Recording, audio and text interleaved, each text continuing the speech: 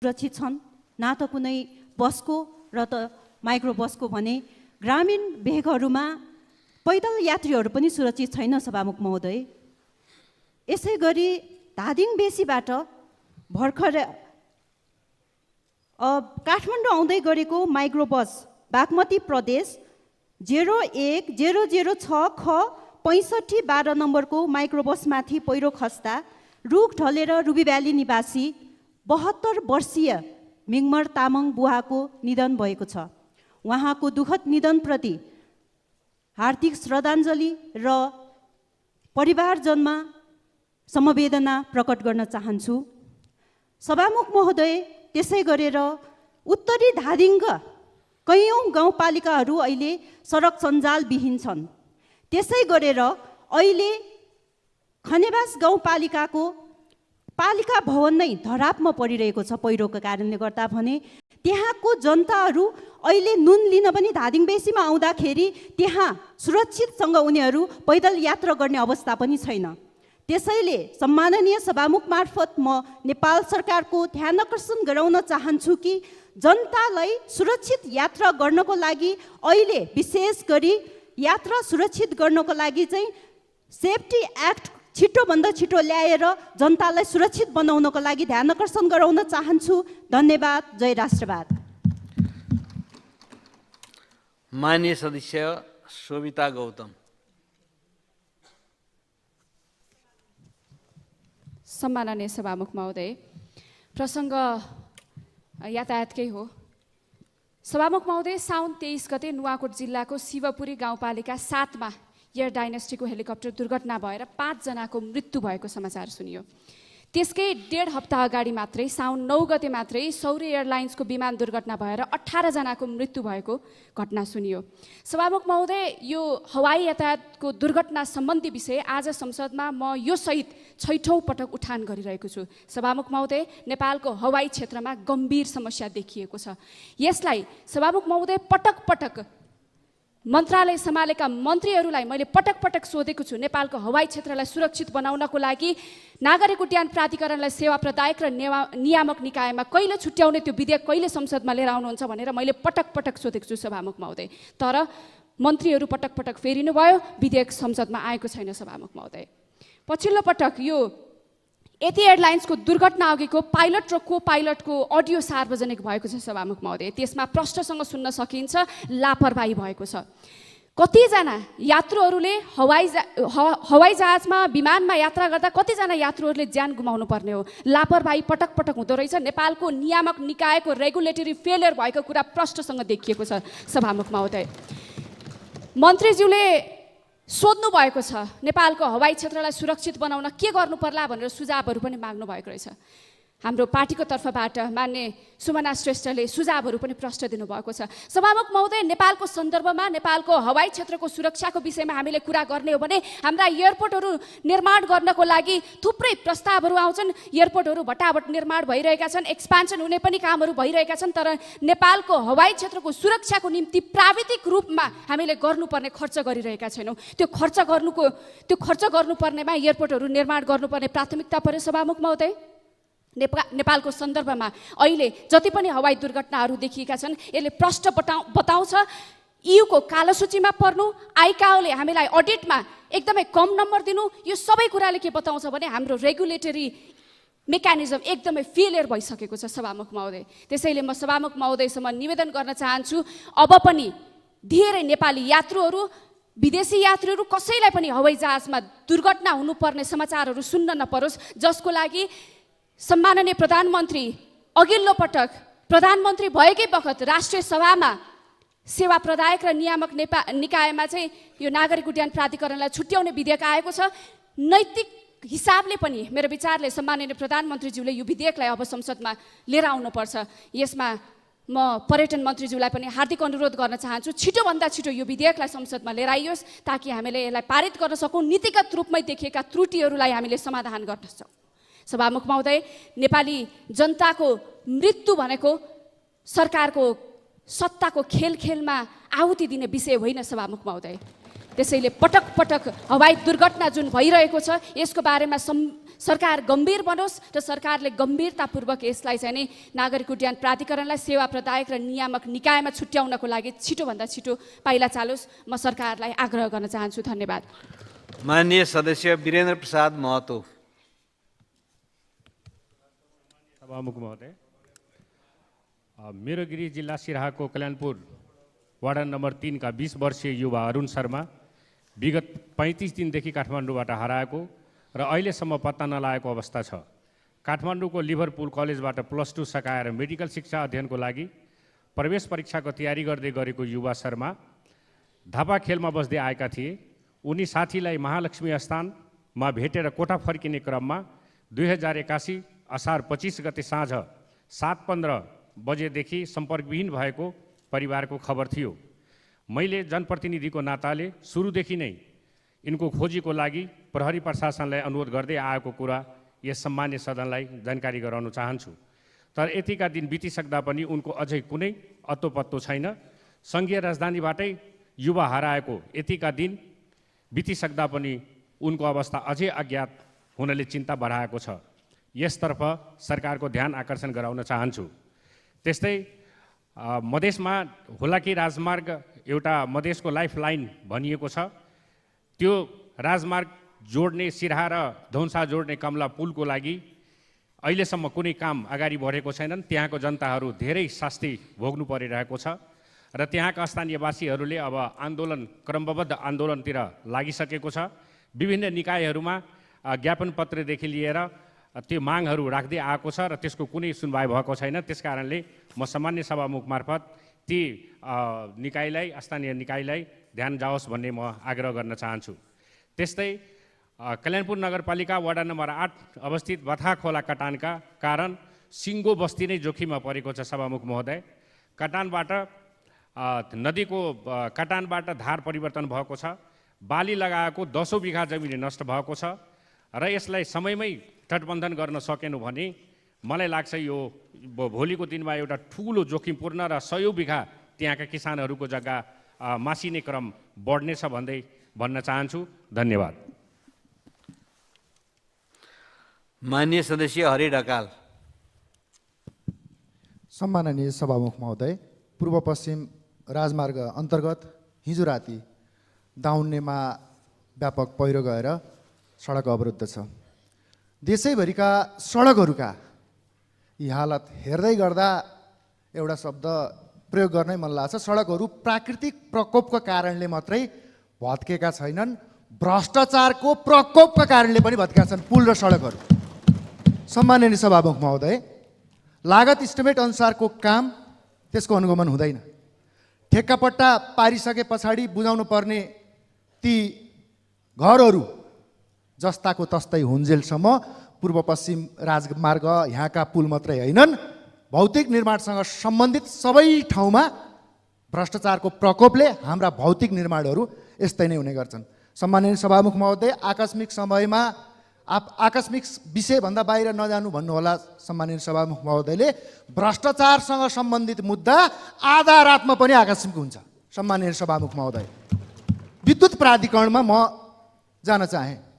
Metre जडान गरेर महसुल असुल गर्ने ठाउँमा माननीय सदस्य आफ्नो विषय सिद्धियो यहाँ बस्नुहोस्, किनभने यहाँले यातायातमा परेको अवरोधको बारेमा बोल्नलाई राख्नु भएको थियो, त्यो राखिसक्नु भएको छ। माननीय सदस्यहरूलाई मैले बस्नको लागि अनुरोध गरेँ। सम्माननीय सभामुख महोदय,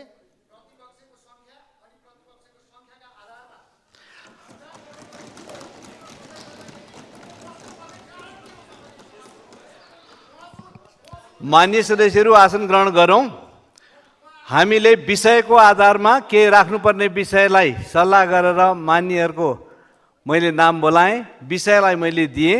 अब यसमा व्याख्या विश्लेषण गरेर छलफल गर्नको लागि हामी अर्को समय तोकेर छलफल गरेर जान सक्छौँ। त्यसैले मान्य सदस्यहरू आसन ग्रहण, अरू मान्य सदस्यहरू आसन ग्रहण गरौँ र मान्य सदस्य हरि ढकाललाई पनि विषय केन्द्रित केही छ राख्नुहोस्। विषय सिद्धियो, मान्य सदस्य आसन ग्रहण गरौँ।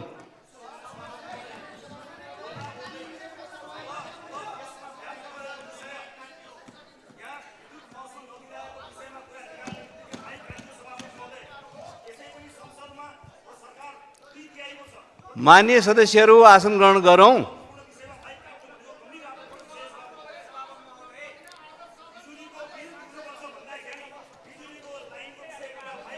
यहाँहरूलाई मैले समय दिएको छैन, त्यसकारण मान्य सदस्यहरू आसन ग्रहण गरौँ।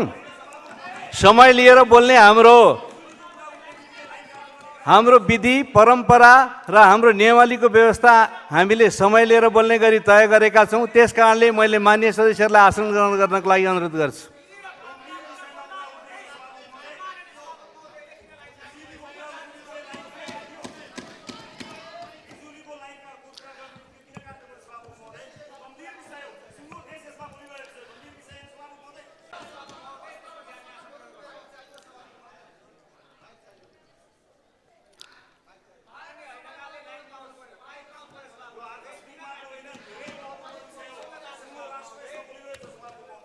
मान्य सदस्यहरू, यहाँहरूले भनेको कुराप्रति मेरो ध्यान आकृष्ट भएको छ। मैले यहाँहरूलाई के अनुरोध गरेको छु भने आकस्मिक समयमा बोल्न दिएका मान्य सदस्यहरूले बोलिरहँदाखेरि बाँकी मान्य सदस्यहरूले माग गर्नुभएको छ, त्यो मेरो ध्यान आकर्षण भएको छ। अहिलेलाई मान्य सदस्य आसन गरौँ र हरि ढकाल मान्यलाई मैले समय दिएको, विषयमा केन्द्रित हुनको लागि मैले ध्यान आकृष्ट गराएको हो।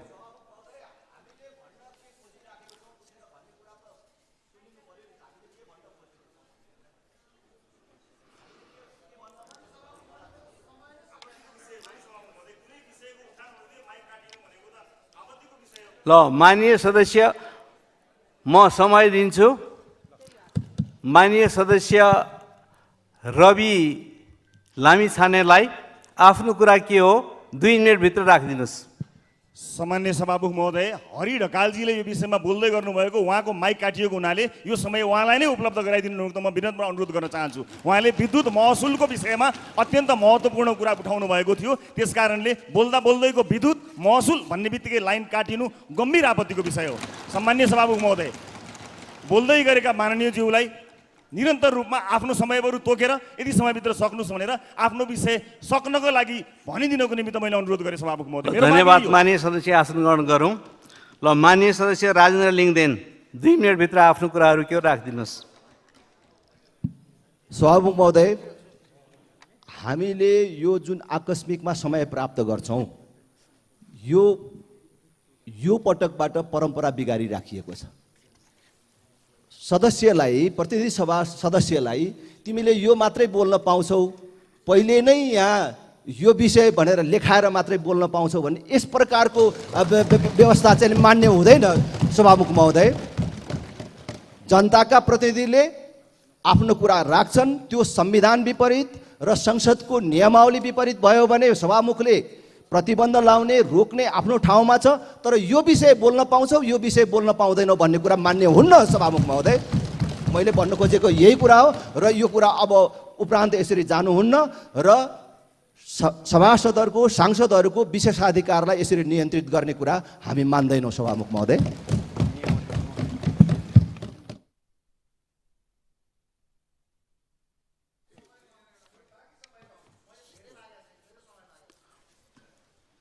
माननीय सदस्य आसन ग्रहण गरौँ। म समय मैले दिने हो, मैले समय दिएपछि मात्रै मान्य सदस्यहरू बोल्यो भने हाम्रो नियमावलीको पालन हुनेछ।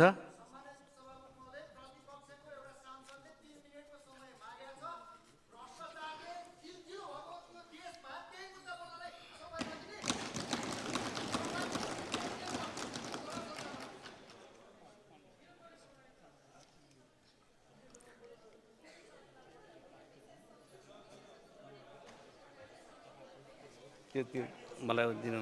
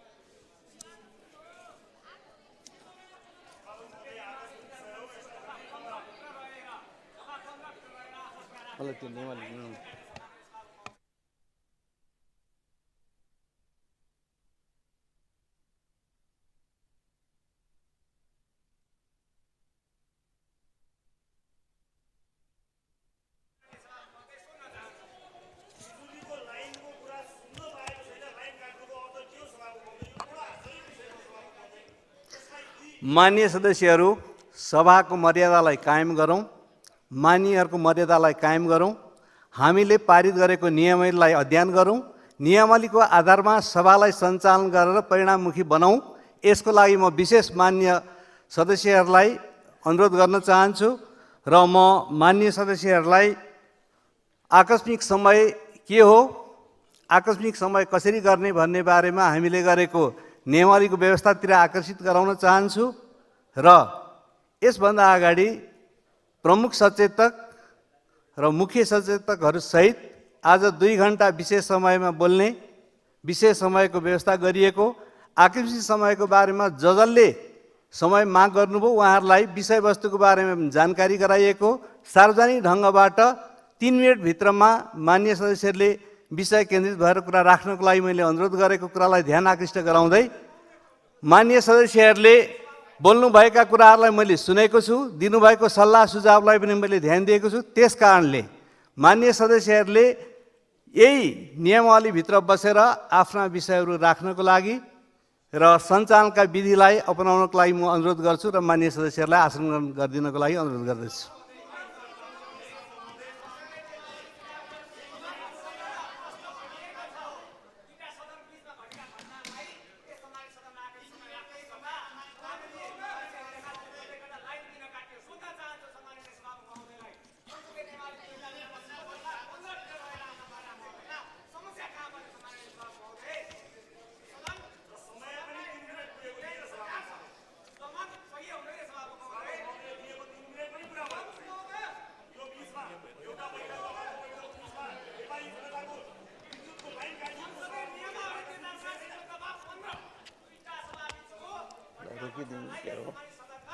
रोकेर समय यहाँ काम नै थियो नि, रोकेर झ्याप ट्याप गरेर दिने भनेको छ।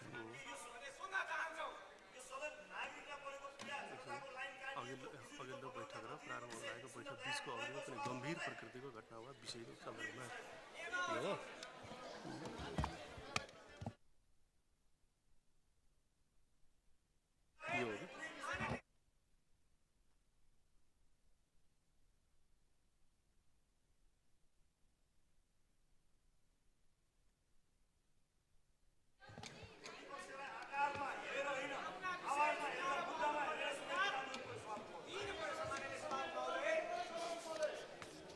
रोकेर फेरि चलाउने नचलाउनेमा जाउँ, किन जबरजस्ती गर्ने?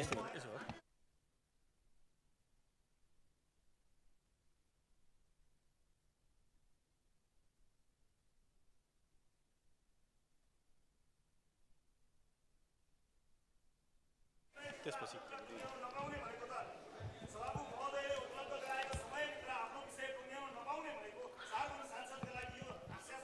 मान्य सदस्यहरूले माइक नपाए पनि बोलेको कुराहरू मलाई लाग्छ यता डायसमा मात्र होइन त्यता पनि मान्यहरूले सुनिरहनु भएको छ। म मान्य सदस्यहरूलाई यी सबै कुराप्रति ध्यान गइरहेको कुराहरूलाई फेरि दोहोऱ्याउन चाहन्छु र मान्य सदस्यहरूको माग चाहनालाई पनि एउटा प्रणालीभित्र व्यवस्थित ढङ्गबाटै लानुपर्छ भन्ने कुरा पनि म राख्न चाहन्छु। हामीले व्यवस्था गरेको भनेको नियमावलीमा हामीले आकस्मिक केही बोल्नु पर्यो भने तय गरेको कुराहरूलाई म पढेर सुनाउन चाहन्छु। अघिल्लो बैठक र प्रारम्भ हुन लागेको बैठक बीचको अवधिको कुनै गम्भीर प्रकृतिको घटना वा विषयको सन्दर्भमा सरकारको ध्यान आकर्षण गराउन सदस्यले ढ्याप ढ्याप गरी समय माग गरेमा सभामुखले आकस्मिक समय उपलब्ध गराउन सक्नेछ। यो व्यवस्था अन्तर्गत नै केही विषयहरू आकस्मिक रूपबाट राख्नको लागि मान्यहरूलाई समय दिएको हो। अब त्यो समयभित्र यो विषय आएपछि रोकियो, त्यो विषय आएपछि रोकियो, समय हुँदै रोकियो भन्ने यहाँहरूका भनाइ, यहाँहरूका चाहना, यहाँहरूका माग, यहाँहरूका आपत्ति, यहाँहरूका विरोधलाई सुनिएको छ। यसलाई कसरी व्यवस्थित गर्ने भन्ने बारेमा पनि नियमावली अन्तर्गत नै जानुपर्ने हुन्छ। आज 2 घण्टाको समय फेरि पनि म भन्न चाहन्छु विशेष समय पनि राखिएको छ र आकस्मिक समयमा नाम लेखाउनुभएका माननीय सदस्यहरूभित्र माननीय हरि ढकालले अघि पनि मैले कुरा राखिसकेको छु जे विषय आकस्मिक भित्र राख्नुपर्ने त्योभन्दा बाहिर जानुभएकोले गर्दा विषयमा केन्द्रित भएर सक्नको लागि अनुरोध गरिया हो।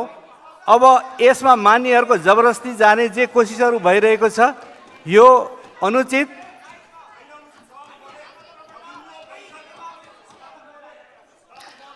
मान्य सदस्यहरू,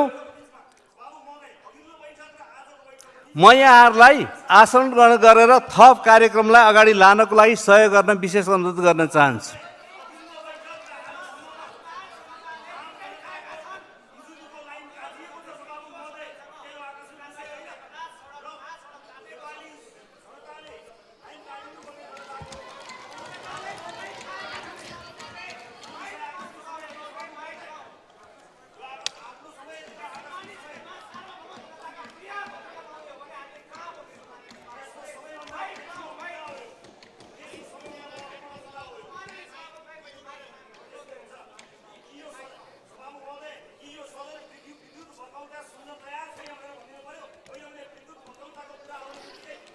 माननीय सदस्यले उठाउनुभएका विषय दलीय आधारमा 2 घण्टाको समयमा पाएपछि यहाँले राख्ने हाम्रो प्रबन्ध हो, व्यवस्था त्यही हो र आज पनि त्यही गरिएको छ। त्यस कारणले गर्दाखेरि माननीय सदस्यहरू आसन ग्रहण गर्नुहोस्, सभाको नियमित कारबाहीलाई अगाडि लानको लागि सहयोग गर्नुहोस्। म माननीय सदस्यहरूलाई अनुरोध गर्न चाहन्छु। माननीय सदस्यहरू, यहाँहरूलाई आसन ग्रहण गर्नको लागि मैले विशेष अनुरोध गरेको छु। आसन ग्रहण गरिसकेपछि हाम्रो थप कारबाही अगाडि बढ्छ र माननीय सदस्यहरूलाई आसन ग्रहण गरेर सभा सञ्चालनको लागि समय दिनु हुनको लागि म अनुरोध गर्दछु।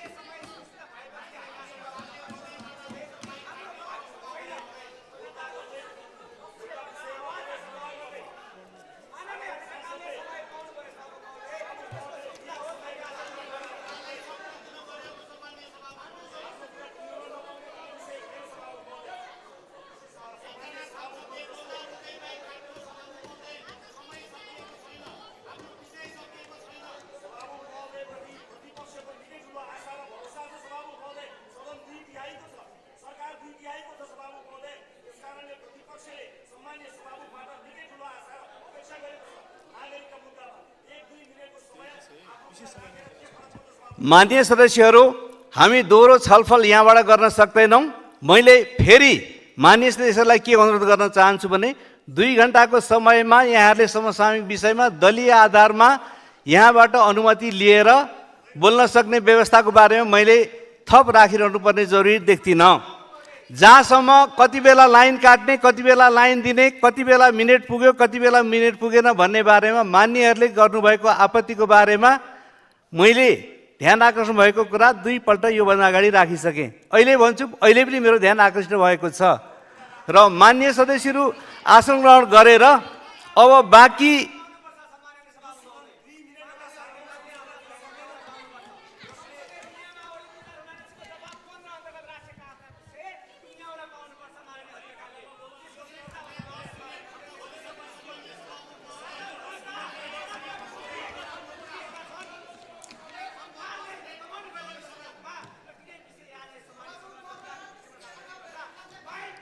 माननीय सदस्यहरू सभाको मर्यादालाई कायम गरौँ, आफ्ना कुराहरूलाई विधिसम्मत ढङ्गबाट राख्ने परिपाटीलाई पालन गरौँ। म माननीय सदस्यहरूलाई आसन गर्नको लागि अनुरोध गर्दछु।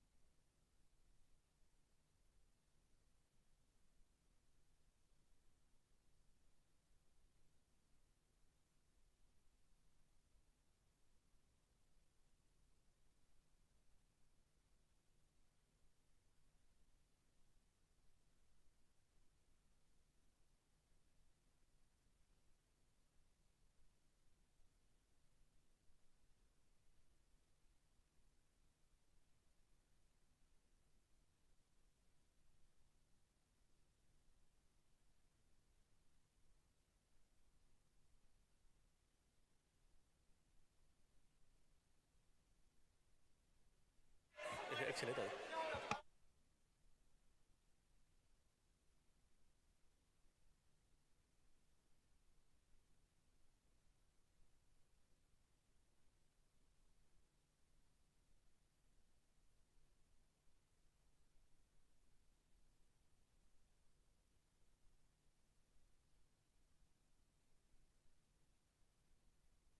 मान्य सदस्यहरू, यहाँहरू सबैले बोल्न चाहनु भएको छ। बोल्ने एउटा प्रणालीको हामीले विकास गरेका छौँ। अहिलेका बेलासम्म हामीले एउटा प्रणाली अन्तर्गत बोल्ने गरेका छौँ। त्यस अन्तर्गत हामीले मान्य हरि ढकाललाई बोल्न दिइरहेको बेलामा यहाँहरूले समयको माग, विषयको गम्भीरतालाई कुराहरू उठाउनु भएको छ। म फेरि पनि भन्छु, त्यो संसदीय गतिविधि अन्तर्गत हामी सबै जानकार छौँ, सबैले सुनिरहेका छौँ, हेरिरहेका छौँ। म मान्य सदस्य हरि ढकाललाई आफ्नो विषय केन्द्रित रहेर बाँकी समयलाई प्रयोग गरेर आफ्नो विषय टुङ्ग्याउनको लागि म समय दिन्छु र मान्य सदस्यहरूलाई आसन ग्रहण गरेर कार्यक्रममा साथ दिनको लागि अनुरोध गर्छु।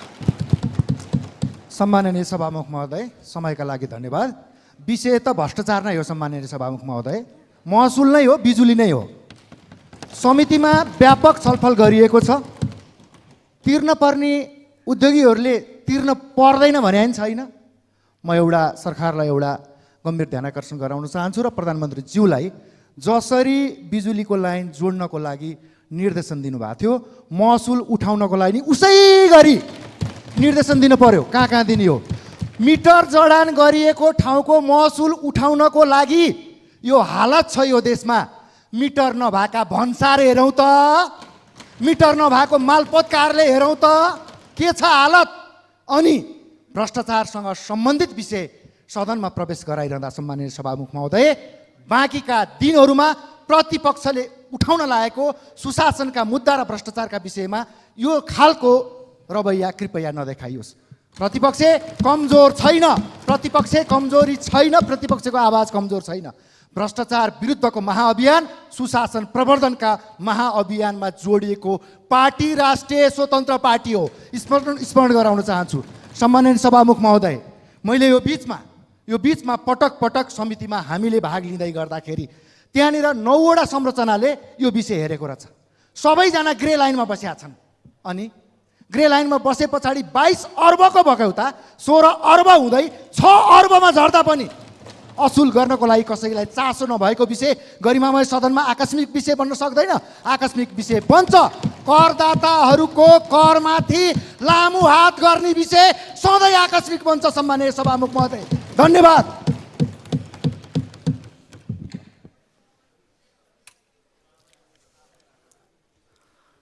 माननीय सदस्यहरू,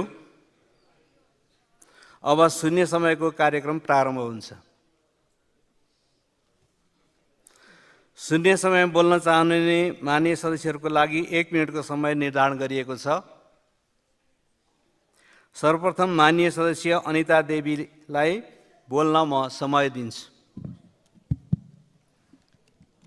सम्माननीय सभामुख महोदय, डेङ्गुबाट मृत्यु हुनेको सङ्ख्या शून्यमा झार्ने सरकारी आँकडा आज विफल भएको छ। वर्षायाममा सक्रिय भएकाले हैजा, डेङ्गु लगायत पानीयजन्य विभिन्न रोगको सङ्क्रमण अझै बढ्ने सम्भावना रहेको स्वास्थ्य विज्ञहरूको भनाइ छ। डेङ्गु र हैजामा भएका बिरामी अस्पतालमा जाँदा बेड छैन, हामीसँग जनशक्ति छैन भन्छ, तर देशमा भएका स्वास्थ्यकर्मीहरू रोजगारी नपाएर विदेश पलायन भइरहेका छन्। ती स्वास्थ्यकर्मीहरूलाई स्वास्थ्य उपकरण सहित तालिम दिएर हरेक स्थानीय स्वास्थ्य चौकीहरूमा पठाउने सरकारले रणनीति ल्याउनु पर्छ। विगतका दिनमा फाटफुट हैजा बिरामी देखिन्थ्यो भने यस वर्ष एकै ठाउँमा धेरै बिरामी देखिन थालेका छ। रोग नियन्त्रण महाशाखाका अनुसार गत साता 711 जना बिरामी थिए भने नयाँ सङ्क्रमित थपेर 3084 जना पुगेको छ। देशका सबै जिल्लामा डेङ्गु सङ्क्रमण फैलिने अवस्था छ। 1 जनाको मृत्यु पनि भइसकेको छ, रोग नियन्त्रण महाशाखाले जनाएको छ। त्यसैले सामान्य सभामुख महोदय, सरकारले यसमा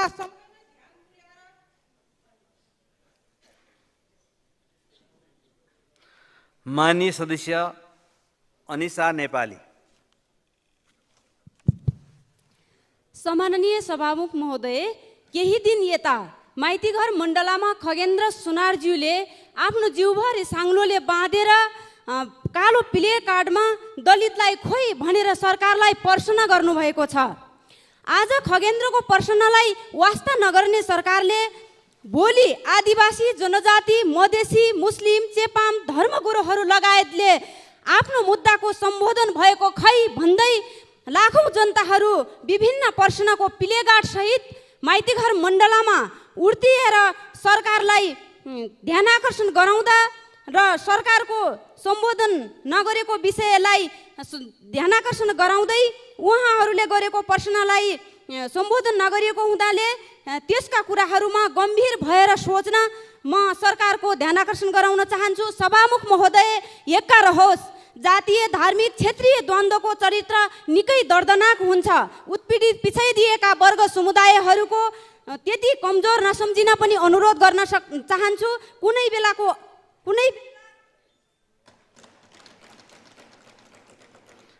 माननीय सदस्य अमर बहादुर रायमाझी।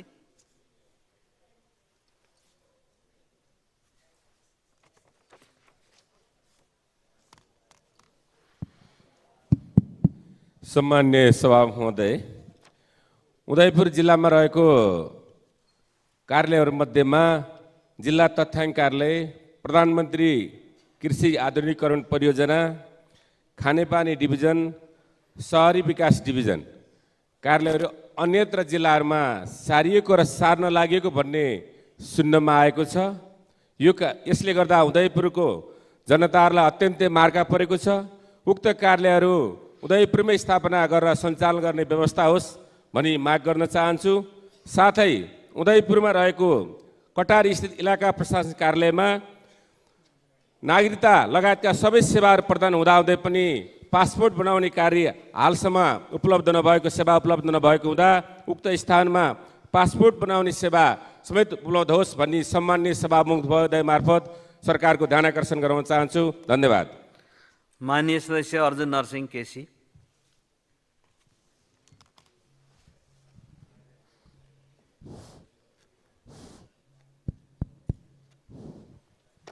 माइक छैन जस्तो लाग्छ छ होला। सभामुख महोदय, इतिहासको गौरव र विरासत संसदको द्वितीय शक्तिले पनि जनभावनालाई समय सम्बोधन गर्न सकेन भने के परिणाम हुन्छ भर्खरै हामीले अनुभव गरेका छौँ। एसियाकै अर्थतन्त्रमा उत्कृष्टता प्राप्त गरेको हामीभन्दा 10 गुणा माथि र आर्थिक वृद्धि दर 7% बङ्गलादेशमा हालै घटेको घटनाको मूल कारण व्यापक भ्रष्टाचार, शासकको निरङ्कुशता, अहङ्कार, दम्भ र प्रतिशोध नै हो। भ्रष्टाचार, सीमित समुदायमा स्रोत र साधनमाथिको एकाधिपत्य, अन्यायपूर्ण वितरण प्रणालीले देश कसरी अनिष्ट निम्त्याउँछ भन्ने हालैको देशको घटनाले शिक्षा दिएको छ।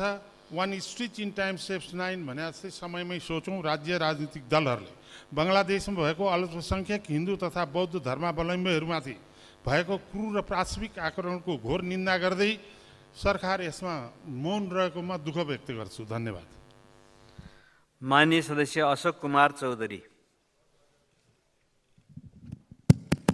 सम्मान्य सभामुख महोदय, देश भ्रष्टाचार र भ्रष्टाचारीहरूले भरिएकोमा शङ्का छैन। स्थानीय तहदेखि केन्द्रसम्म जताततै भ्रष्टाचार बढेको तथ्याङ्क अख्तियारको 33औं प्रतिवेदनले देखाउँछ। जस्तोसुकै ठुलो काण्डहरू, एटी Omni, white body, Lalita Niwas, नक्कली भुटानी शरणार्थी, गिरिबन्धु, स्काउट, बाल मन्दिर, बाँसबारी लगायतका ठुला काण्डहरूको जतिसुकै ठुलो स्वरमा नाम लेदा पनि कुनै पनि कारबाही अगाडि बढेको छैन। यसको जवाब तुरन्तै सरकारले दिनुपर्छ। अहिले भ्रष्टाचार निवारण विधेयक राज्य व्यवस्था समितिको छलफलको क्रममा रहेको छ। विधेयकको दफा 45 मा भ्रष्टाचार जस्तो जघन्य अपराधमा 5 वर्षको हदम्याद राखेर उन्मुक्ति दिने प्रपञ्च भइरहेको छ।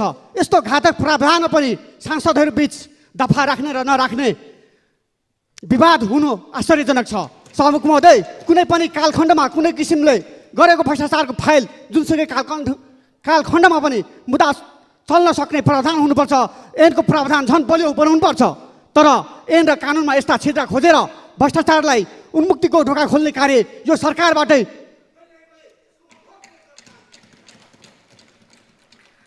माननीय सदस्य आसमा कुमारी चौधरी।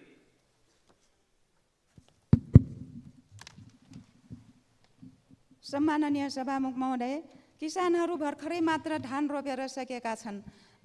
डाङ लगायत धेरै जसो जिल्लाहरूको खेतमा अहिले सिँचाइको अभावले गर्दा धान रोपेको खेतमा गहराहरू पटपटी फुटेका छन्। आकाशबाट चाहिएको अनुसार पानी पाउँदैन। खोला नदीहरूबाट अव्यवस्थित रूपमा गरिएको खोला नाला जन्य पदार्थको उत्खनन गर्दा खेतबारीमा पानी लग्ने कुलो तथा कुलाहरूका बाँधहरू तरङ्ग झुन्डिएका छन्, जसले गर्दा खोला नदीहरूबाट कुलामा आजभोलि बर्सातको बेलामा पनि कमिला हिँड्छन्। तसर्थ किसानले रोपेको धानमा उचित सिँचाइका लागि गाउँ गाउँमा डिबोर्डिङको व्यवस्था गराउन सम्माननीय सभामुखज्यू मार्फत सरकारको ध्यान आकर्षण गराउन चाहन्छु। धन्यवाद। माननीय सदस्य ईश्वर बहादुर रिजाल।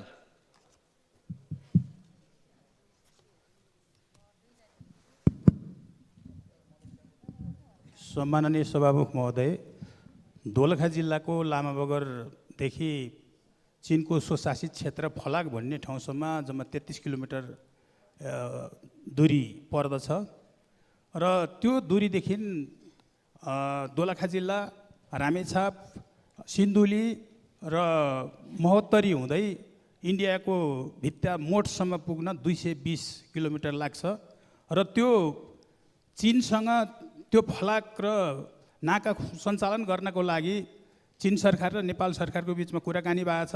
एउटा सहमति पनि जुटेको छ। अहिलेलाई त्यो लामाबगरबाट त्यो फलाकसम्म 33 किलोमिटर सडक बनाउने काममा सरकारले अत्यन्तै द्रुत गतिबाट पहल लियोस् र अन्य नाकाभन्दा तातोपानी नाका, केरुङ नाकाहरूभन्दा त्यो नाका भौगोलिक रूपले पनि अत्यन्तै सुरक्षित मानिएको छ। भूगर्भविदहरूले सुरक्षित छ भनिएको छ। छोटो पनि पर्छ र त्यो नाका छिटो सञ्चालन गर्नका लागि त्यो 33 किलोमिटर सडक निर्माण गर्नका लागि सम्माननीय सभामुख महोदय मार्फत माननीय सदस्य कल्पना मिया कुसारी। सम्माननीय सभामुख महोदय, कसैको सम्मान गर्न सकिएन भने अपमान पनि नगर्ने भन्ने कुरो मैले यहाँ पहिलाचोटि राखेँ। र दोस्रो कुरो, हिजो अन्तर्राष्ट्रिय युवा दिवसको कार्यक्रममा हामी युवा 40 वर्षभन्दा मुनिका युवाहरूलाई हामीलाई चाहिँ एकानेतिको कार्यक्रममा बोलाइयो र हामी गयौँ।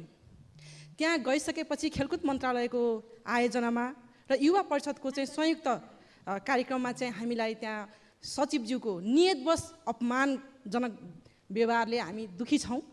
यस्तो व्यवहारको अबदेखिबाट कुनै पनि मन्त्रालयले नराख्नु, त्यो कार्यक्रम नराखिकन हामीलाई अपमान नगरोस्। धन्यवाद। माननीय सदस्य कालुराम राई। सम्माननीय सभामुख महोदय, हाम्रो देशमा अपाङ्गता भएका व्यक्तिहरूको अधिकार सम्बन्धमा ऐन, नियम, विनियम, नियमावली, निर्देशिका, मापदण्ड तथा नीतिहरू धेरै राम्रा बनेका छन्, तर त्यहाँ उल्लेखित हक अधिकारहरू लक्षित वर्गको पहुँचमा पुग्न सकेको छैन।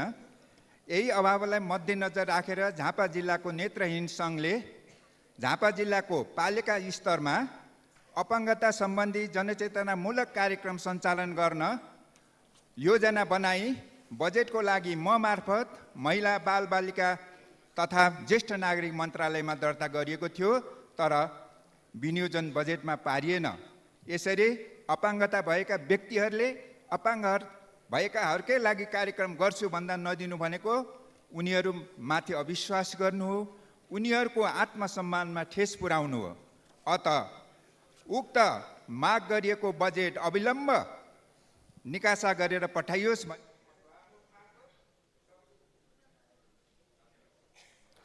माननीय सदस्य कान्तिका सेजवाल।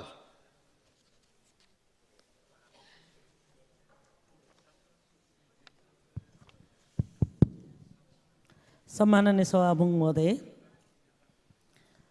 जुम्ला जिल्लाको गोठचौक गाउँपालिका मनिसाङ्गु 1 नम्बर वडामा बस्ने गणेश लामा वर्ष 38 का व्यापारको सिलसिलामा चाइनाको बोर्डर नजिकै जाँदाखेरि उहाँ अपहरणकारीहरूले बेपत्ता बनाएका छन्। आज 12 दिन भयो उहाँ कहाँ हुनुहुन्छ भनेर पत्ता लाग्न नसकेको अवस्था छ। त्यसैले गृह मन्त्रालय र परराष्ट्र मन्त्रालयलाई नेपाल र चीनको सिमानामा हराएको हुँदाखेरि उहाँको खोजीका लागि कूटनीतिकै पहलदेखि लिएर प्रहरी परिचालन गरी नेपालका प्रहरी परिचालन गरी सीमा नाकाहरूमा गणेश लामालाई खोजिदिनको लागि हार्दिक अनुरोध गर्न चाहन्छु। धन्यवाद। जय नेपाल। माननीय सदस्य किरण कुमार शाह। सम्माननीय सभामुख महोदय, बङ्गलादेशमा सरकारको मौन समर्थनमा अतिवादी समूहहरूले त्यहाँका हिन्दू र बौद्ध समुदायमाथि बर्बरतापूर्वक अमानवीय कृत्य जारी राखेको छ। नेपाल यी दुवै धार्मिक उद्यम स्थल रहेकोले अन्तर्राष्ट्रिय मानवाधिकार सन्धिको समेत पक्ष राष्ट्र रहेकोले नेपालले बङ्गलादेशलाई कूटनीतिक माध्यमबाट सचेत गराउनुपर्छ। हामी नेपालमा बहुसङ्ख्यक छौँ तर विश्व स्तरमा अल्पसङ्ख्यक छौँ। भोलि उस्तै खाले धार्मिक अतिवादको शिकार नेपालीहरू हुन सक्छ। त्यसकारण बङ्गलादेशमा भइरहेको धार्मिक हिंसा र समयमा नेपालभित्रै हिन्दू र बौद्ध समुदाय र अल्पसङ्ख्यक रहेका भूभागमा हुने हिंसा विरुद्ध सरकारलाई समयमै कदम चाल्न अनुरोध गर्न चाहन्छु। धन्यवाद। माननीय सदस्य कुसुम देवी थापा। सम्माननीय सभामुख महोदय, लुम्बिनी प्रदेशका विभिन्न जिल्लामा बसोबास गर्दै आइरहेका नेटुवा समुदाय अहिले आफ्नो पहिचानको खोजीमा छन्। सर्प समात्ने, नचाउने र मागेर आफ्नो दैनिकी गुजारा गर्ने घुमन्ते समुदायको रूपमा उनीहरू आफ्नो जीवन बिताइरहेका छन्।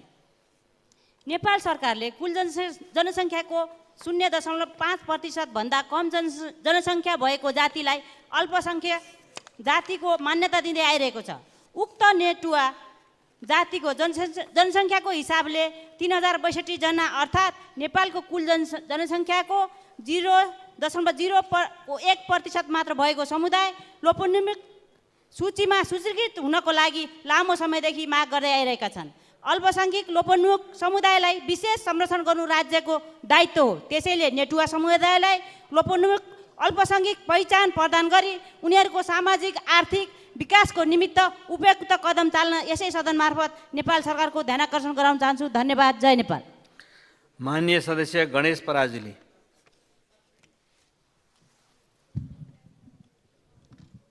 सम्माननीय सभामुख महोदय, आफ्नै पार्टीमा बचाउनु पर्ने नेता धेरै भएर हो कि सरकारको समीकरण भत्किन्छ भन्ने डरले हो? प्रधानमन्त्रीज्यू भ्रष्टाचार सम्बन्धी विधेयकमा 5 वर्ष हदम्याद लागू गर्ने कोसिस गरिएको देखिन्छ नि। सोध्न चाहन्छु, कसलाई उन्मुक्ति दिन खोजिएको हो? भ्रष्टाचार जस्तो जघन्य अपराधमा मरणोपरान्त पनि छानबिन हुनुपर्ने म र मेरो पार्टीको अडान प्रस्तुत गर्दै पासाङ लामो राजमार्गको बाइपासदेखि 3 पिप्ले खण्डमा केही दिनदेखि अविरल वर्षाको कारण करिब 31 वटा भन्दा बढी साना ठुला पहिरो गएको आज बिहानको क्षेत्रको अनुगमनमा जाँदा देखियो। पहिरोले राजमार्गको भित्ताको रेनस्टर्म ड्रेन अवरुद्ध भएको हुँदा निकुञ्जबाट बगेर आउने ठुलो भेल राजमार्ग मुनिका बस्ती बगाउने खतरा बढेको छ र सोही कारण एउटा घर पहिरोले बगाएको छ र जनताको उठिवास लागेको छ।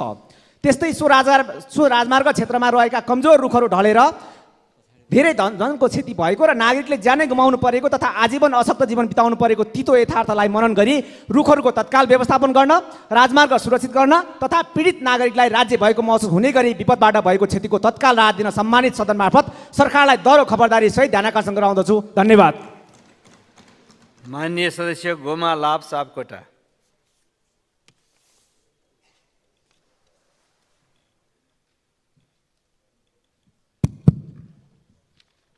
सामान्य सभामुख महोदय, गत 3 वर्ष अगाडि 2078 सालमा मध्य प्रदेशका किसानहरूद्वारा गरिएको आन्दोलनमा किसानहरू लगायत जनमत पार्टी र अन्य विभिन्न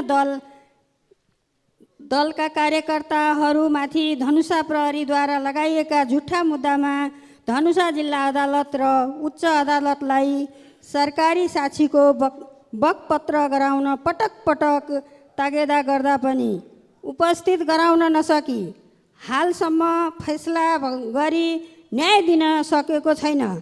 यो पीडितहरूमाथिको अन्याय हो।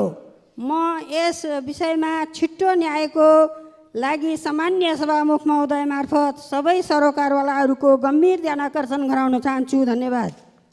माननीय सदस्य डाक्टर चन्दा कार्की भण्डारी। सम्मान्य सभामुखज्यू, सरकार परिवर्तन, राजनीतिक अस्थिरता र जनताका अपुरा अपेक्षाका बीच आज म नेपाल सरकारलाई सचेत गराउन चाहन्छु। विश्वव्यापी प्रतिस्पर्धाले नेपाललाई पनि भू राजनीतिक सङ्कटको मोडमा ल्याएको देखिन्छ। मालदिव्स, अफगानिस्तान र श्रीलङ्काका घटनाहरूले पाठ पढाएकै छन्। बङ्गलादेशको हालै राजनीतिक उथलपुथलले हाम्रो लागि ठुलो चेतावनी हो। यो सरकार यसबारे सचेत छ कि छैन?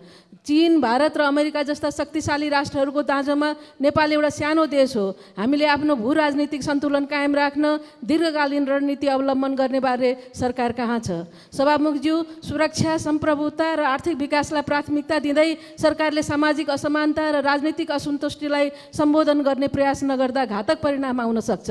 यसका लागि सरकारले सुझबुझका साथ समयमै सही निर्णय लिने कुरामा सरकारलाई चेत होस्। देश र जनताको पक्षमा दृढ रहँदै राष्ट्रलाई सही मार्गमा अग्रसर गराउन सरकारले तत्काल कदम चालोस्। धन्यवाद। माननीय सदस्य डाक्टर चन्द्रकान्त भण्डारी।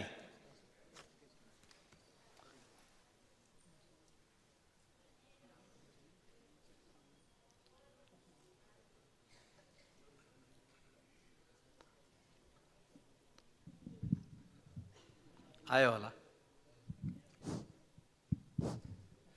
सम्माननीय सभामुख महोदय, मलाई विश्वास छ हाम्रो सुरक्षा निकाय, हाम्रो प्रशासन दृढ छ र परिणाममुखी छ।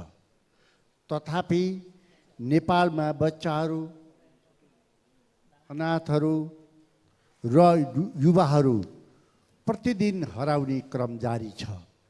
यसै अन्तर्गत गुल्मी हुआ निवासी इन्जिनियर अनुप पौडेल धरानबाट 2080 11/4 गतेदेखि हराउनु भएको छ। म लगायत परिवारले नेपाल सरकारका विभिन्न सुरक्षा निकायहरूमा हामी अनुनय विनय गऱ्यौँ, तर हामीले पत्ता लगाउन सकेका छैनौँ र सरकारबाट वा सुरक्षा निकायबाट परिवारमा कुनै जानकारी आउन सकेको छैन।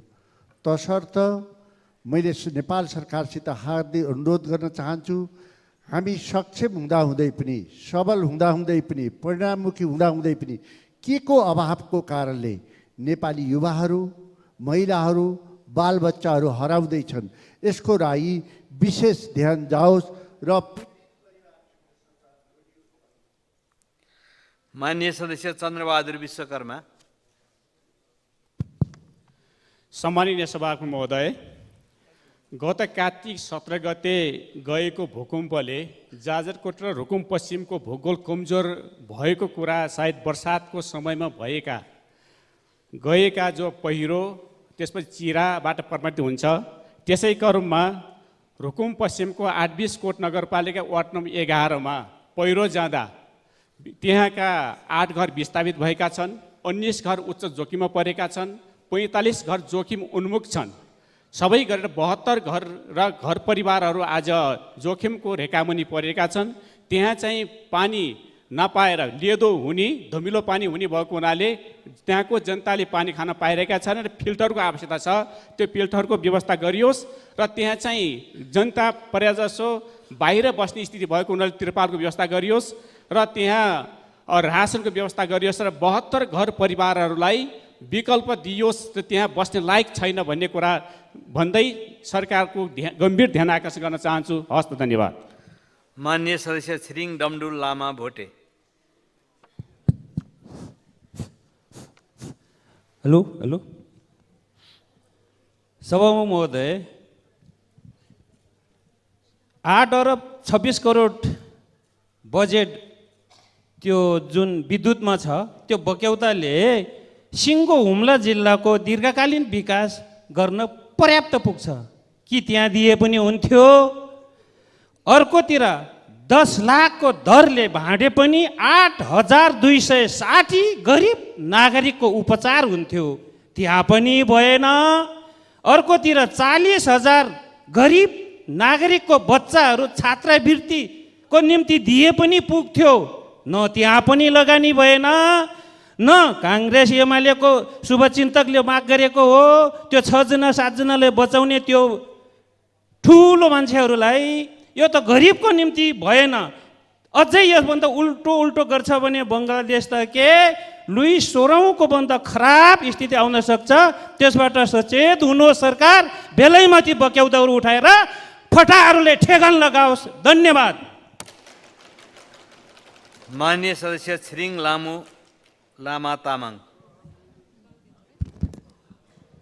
सम्माननीय सभामुख महोदय, आजभन्दा 3 वर्ष पहिले 2078 साल वैशाख 11 गते त्यति बेलाका प्रधानमन्त्री केपी शर्मा ओलीज्यूले धरहरा पुनर्निर्माण भयो भनेर उद्घाटन गर्नुभयो। म त्यो धरहरा चढ्न पटक पटक गएँ, आज बिहान पनि गएँ। अझै निर्माण सम्पन्न भएको रहेनछ। शिलामा नाम लेख्न उद्घाटनको हतारो किन? अहिले फेरि फास्ट ट्र्याकमा पुगेर प्रधानमन्त्रीज्यूले टनलको ब्रेक थ्रु गर्दै शिलामा नाम लेखाउनु भएको छ। म स्मरण गराउन चाहन्छु, तत्कालीन प्रधानमन्त्री प्रचण्डले 2074 सालमा यो आयोजना निर्माण गर्न नेपाली सेना सक्षम छ भनी दृढ विश्वास सहित जिम्मा दिनुभएको हो। विभिन्न दबाव र चुनौतीलाई सामना गर्दै देशको स्वाभिमानलाई बचाउनु भएको हो। आफू प्रधानमन्त्री हुँदा निर्माण कार्य तीव्र पार्नु भएको हो। अहिले यो आयोजनामा 6वटा सुरुङ मार्ग र 89वटा पुल बनिरहेको छन्। यी सबै पुल र सुरुङ्गमा शिलालेख टाँस्ने कार्यक्रम राख्ने हो भने अहिलेका प्रधानमन्त्रीका लागि 95वटा कार्यक्रम तय गर्नुपर्ने हुन्छ। यसले अनावश्यक आर्थिक भार थपिन्छ। त्यसैले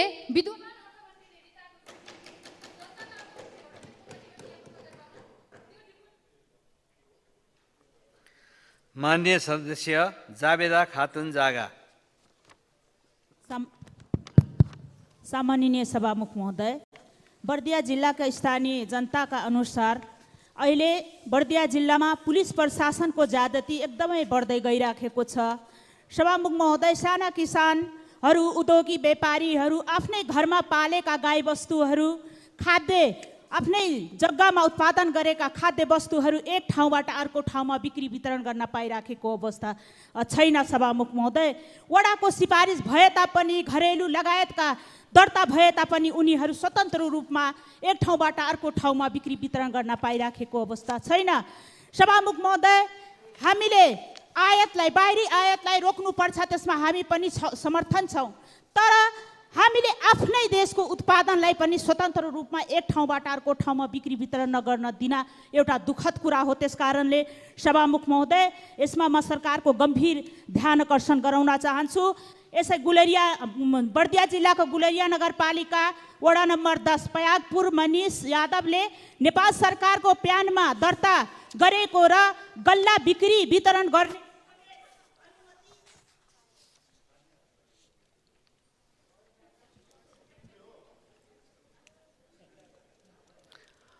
मान्य सदस्यहरू, शून्य समयमा मान्य सदस्यहरूले बोल्ने क्रम यहीं समाप्त हुन्छ। मान्य सदस्यहरू, विशेष समयमा बोल्नको लागि दलीय आधारमा मान्य सदस्यहरूको नाम प्राप्त हुन आएको छ। म उहाँहरूलाई बोल्न समय दिन्छु। सर्वप्रथम मान्य सदस्य गगन कुमार थापालाई बोल्न समय दिन्छु। समय 25 मिनट।